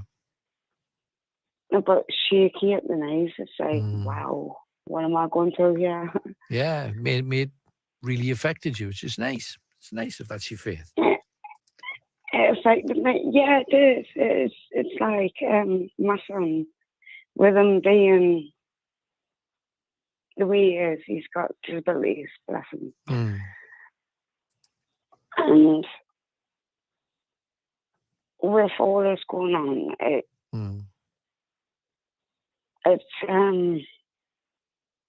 how do I explain it? Since that happened, there was a light. He came through a lot of things, if you know what I mean. Because he was really paranoid to go out on the streets and stuff like that. And, right. Since all that happened, it was like everything just disappeared. Well, so you believe that had such an impact on him that it changed how he felt about things? Yeah, definitely. Great. That's wonderful. A lot of people believe that's what faith's all about, believing. And if you believe in something strongly enough, you can change your life. Be nice to think it did with the band. I mean, has he improved? Very much so. He's Good. He's getting out more. He hasn't really been paranoid about people around him. And he was prior. But yeah, well, he was, yeah, because it was like he was a bit paranoid. Sure. But since all this happened, it was like, wow. Yeah, it sounds great. Major change. Yeah, particularly good. That's tremendous. Well, thank you for sharing, Marilyn. Great stories. Thank you for coming on, and love to the band. Thanks for sharing with us. And can I do one thing, please? Of course you can. Can I say a major shout out to Pauline Highmarsh, my auntie? Okay. You just did. Thank you for calling. 0191 488 3188. Now, other things that people think are underrated. How about man caves? There was a music on, there was a pool room, and there was a blink darts, and you had like a bar, you know, with the coolers, the beer, wow, the wine. You had a big counter. You had about 4 or 5 settees. What a size it must have been. I'm thinking, how big can a shed be? Blimey, that's like a house. Bigger than downstairs in my house, but that way. Some people prefer 4-wheel drives. I looked down, and there was a woman in the passenger seat with both her legs on the dashboard. She had her top off, well, her top was undone, with the bra pulled down, so both her boobs were hanging out. Whoa. Right, okay, well, that's nothing. So she was rubbing one nipple. The driver, he was, if you like, tweaking the other nipple. Right. So I'm looking at this the best I can, but I've got to keep, my eyes forward on the road as well. Sure. To see what was going on. And the same again, they never made eye contact. And it was only when I looked on the back seat, there was a couple having it away on the back seat. Oh, no! And she had the audacity to wave at me. But that. And then, of course, there's all things gardening. Alan, I was going to tell you, and because the rep made a big thing about it, and there is a sign this way at the titties, and there are these little baby monkeys that are about the size of your hand. Well, sorry, little monkeys about the size of your hand called titties, right? And it says that Snowflake's granddaughters, these two gorillas, are in with the titties. That's why you had to go and find them, you see. Right. So Ray's on video saying, my wife wouldn't let me play with the titties.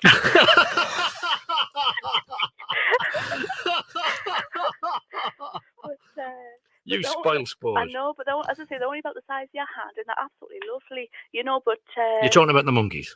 Yeah. Yeah. Just checking. Yeah. I was going to do. This is a bit rude, right? What?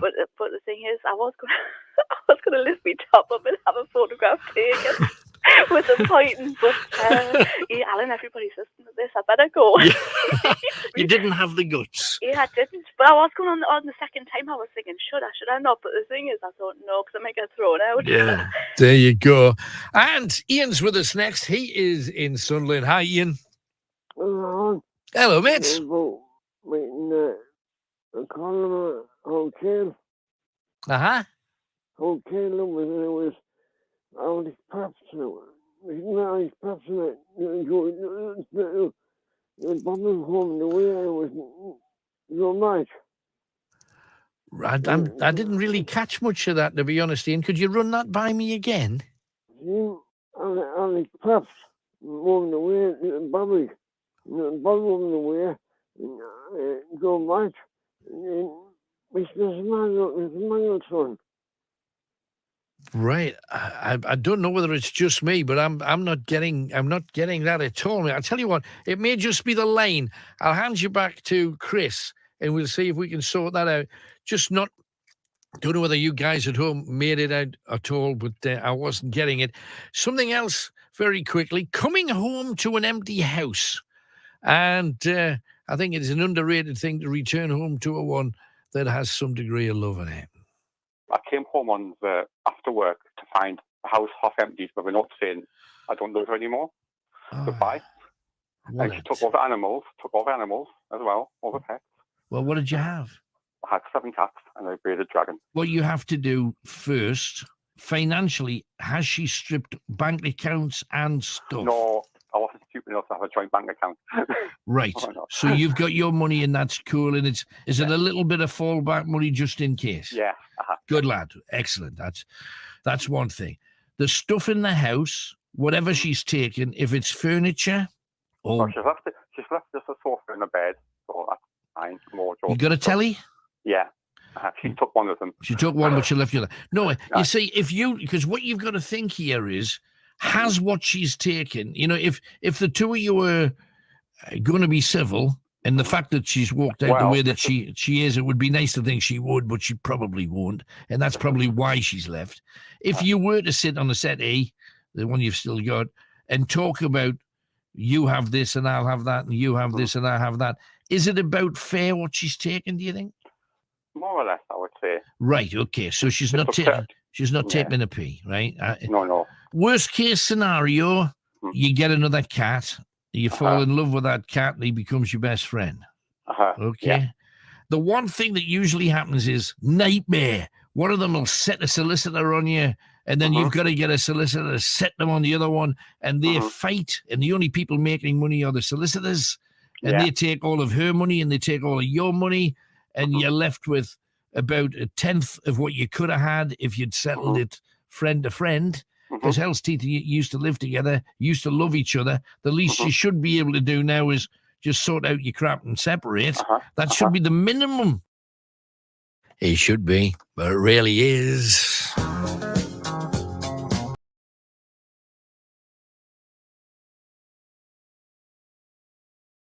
Place. You have been opening it up for paranormal groups, obviously, and a lot of them have been in this neck of the woods. What led you to do that in the first place? Well, that was actually the previous administration to me who kind of started it, but I think it was just one group saw the building, they heard some of the history, and it's been word of mouth. Everybody's been telling somebody, and that somebody's been telling somebody, because we don't advertise a lot for this building, and we're very hidden. You are. But we're going to show you a little bit later on. the most amazing little tea shop that you have to come here for. Now, it's weird to find it because we drove around a little bit. Head for Vane Tempest Hospital is kind of where you drive through their car park to get to it. But in the corner, all shielded up with white kind of wooden frames, is the most beautiful tea shop, and that's yours. Yes. So, and I can just imagine you saying to your dad, "Dad, can I have the morgue, please, to open a shop in?" It just seems like you're asking for trouble. Yes. And has you had any kind of strange anything there? We've had we've had 2 ghost hunt groups in there who had midnight high tea. Right. And they've done some things, and they say there's a guy that stands at the door, but he's not allowed to come in apparently. All right. Have you ever been aware of anything? Ever felt anything? It's one of those buildings where you always feel like something's watching you. Right. But I'm not too. I'm getting the impression that you just kind of distance yourself. I'm working in the shop today, and you just get on with it. That's it. Stories of the place. What ghost stories have you heard then? Oh, I've heard many over the years. The administrator 3 administrators ago, he was very into the paranormal side of this building. Right. And he always used to refer to the little boy who haunts the ladies' toilets. Right. So that's always an interesting one. He says it's a little wartime boy, and he's seen him many times. Right. And the old caretaker, John, right. Apparently his spirit's around here because he would come in and the kettle would click on. All right. And he said that's what John did every morning. He would come in and click the kettle on. Get your cup of tea. Come on. Well, you would. The interesting thing is, and I've searched long and hard to find wartime Vane Tempest Hall. Yeah. And there's little or nothing told about it other than the area precautions officer, the fire officer, used to sometimes go up the tower so they could watch over the neighborhood to see if any bombs had been dropped. But to my knowledge, very, very, very few were in this neck of the wood anyway. So he had a pretty easy, he was probably clicking the kettle on a fair bit too. Reading a good book. I would have thought so. But thank you very much for allowing us to do this. We found out a lot of juice about this area, and we don't just cover the hall, we cover the area around the hall, which is cool. Tell us the thing about the haunted bridge. So there's a bridge and it leads to Pila Woods, and that's where they say the Grey Lady killed herself. Right. You probably know a lot more than me when it comes to them type of stories, but she was killed on the edge of a wood and she had her head chopped off. Yes. By King Henry VIII, and her name was Anne Brazenell. There you go. So anyway, tell you that story later on. Hopefully when we're there. Pila Woods, there's a couple of stories about Pila Woods. Oh, yes. Anywhere dark, there's normally a story. But attached to this hall, the amount of history and the amount of famous people that even the people that live nearby will not necessarily know is amazing. So to open up another place that the people around here they have in their backyard and they've probably never even experienced it. It's just a really good thing to do. So thank you very much for that. Yeah. We're going to make our way. We're going to rock straight on. Thank you. I know you. What Megan does now is she hides in a dark room over yonder to let us do our thing and thinks, "Oh God, I wish they were finished." But we'll be finished. Well, thank you, darling.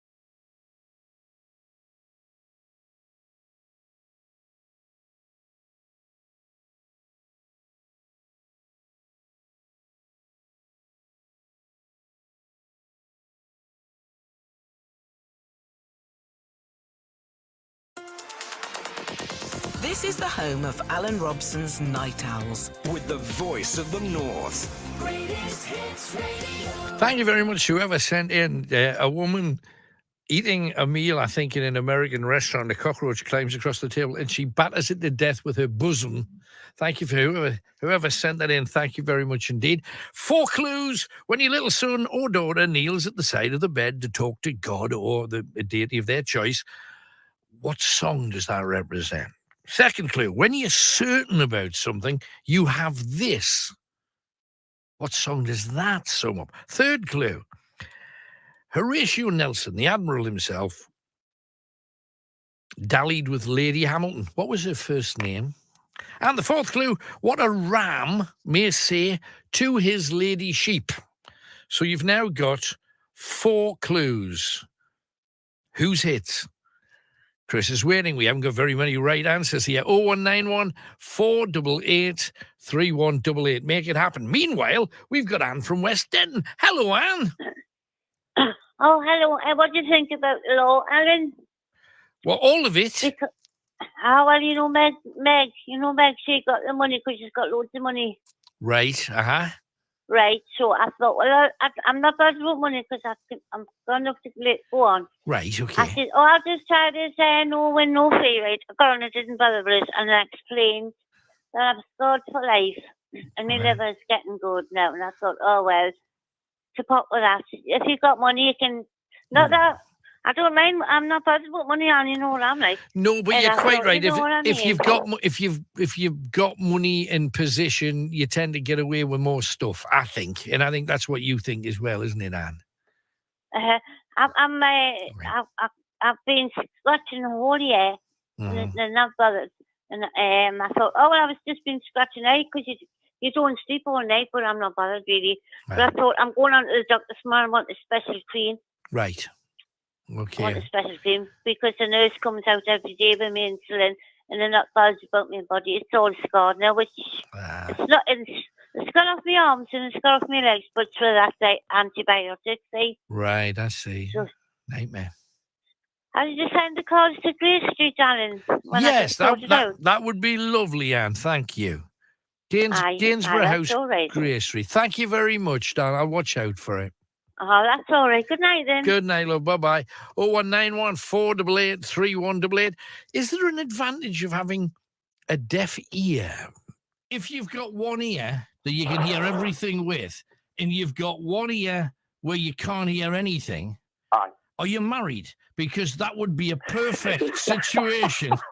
Depends which side of the couch you sit on. Right. Oh, dear. That's going to get us into some trouble. And also, something that is underrated. Lads fidgeting. Lads and fellas are walking down the street with their hands down the trousers. But it's complicated really down there, Charlotte.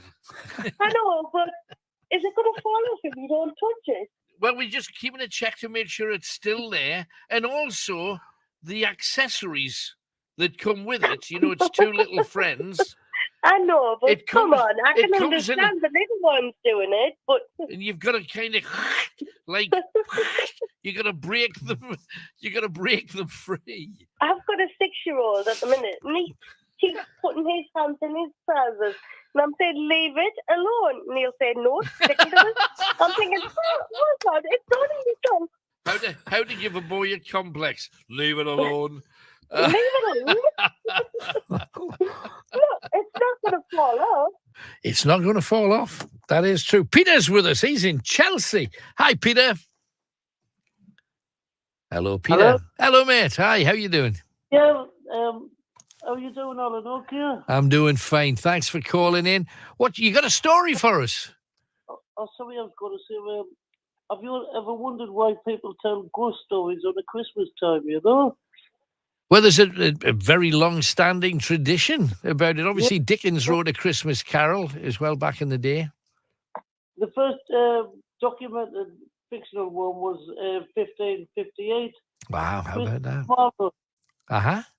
You know, he wrote of Season of Tales.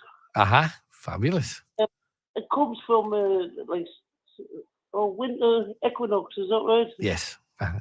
And, you know, people used to, it was like birth and death, you know, because there's so except when people used to tell ghostly stories then. Mm-hmm. Well, it was all about bringing good spirits about, or keeping bad spirits away and letting good spirits in. Yeah, but I'm saying it's a long-standing tradition, as you say. That's You're quite right. It's sad to hear there's a lot of people up the north in Scotland still haven't got electricity restored. Yeah, that's true.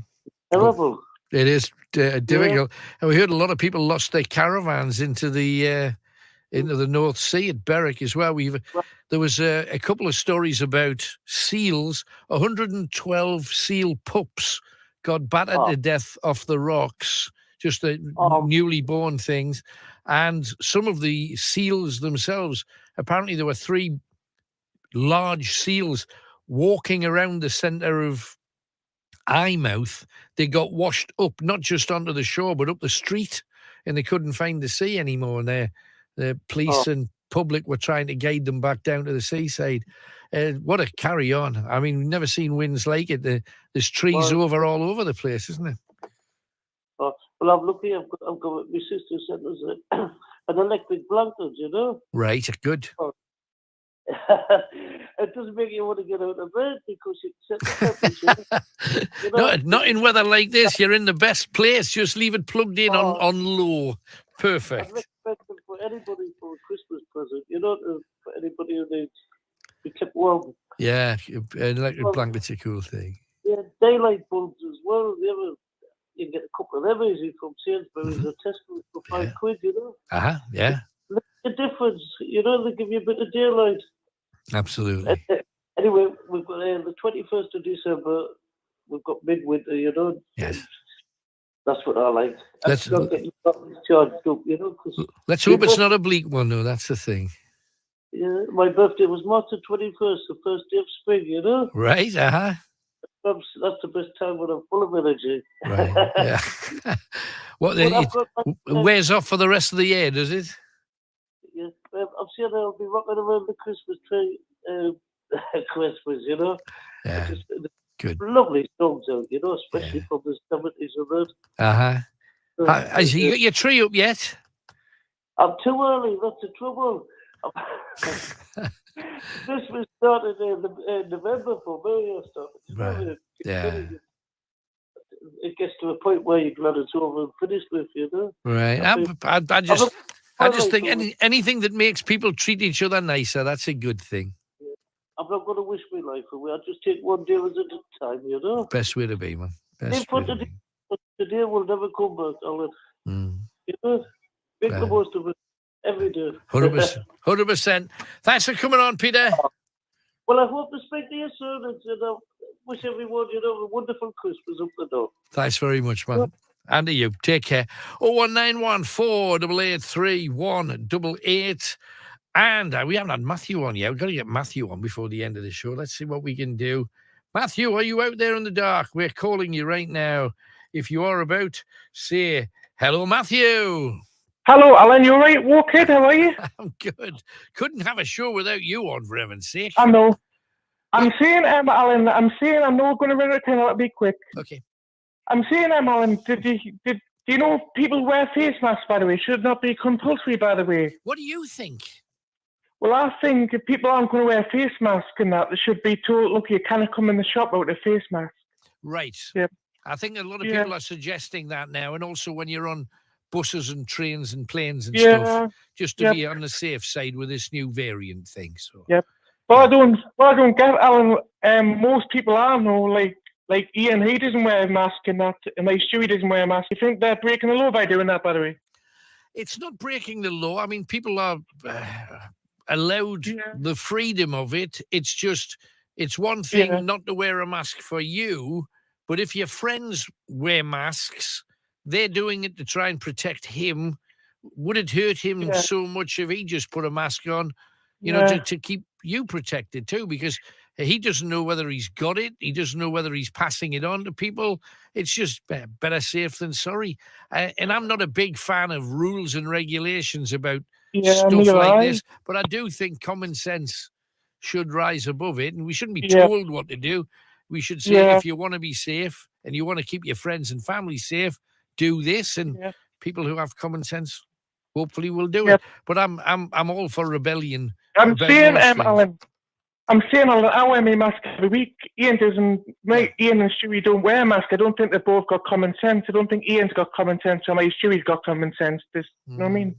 Yeah. Well, I mean, they'll have their reasons. It's just that even the government have said that they expect people who work in the care sector, and they work in the care sector, they should be immunised, and they should have they should wear masks and stuff. So, hey, it depends what you believe.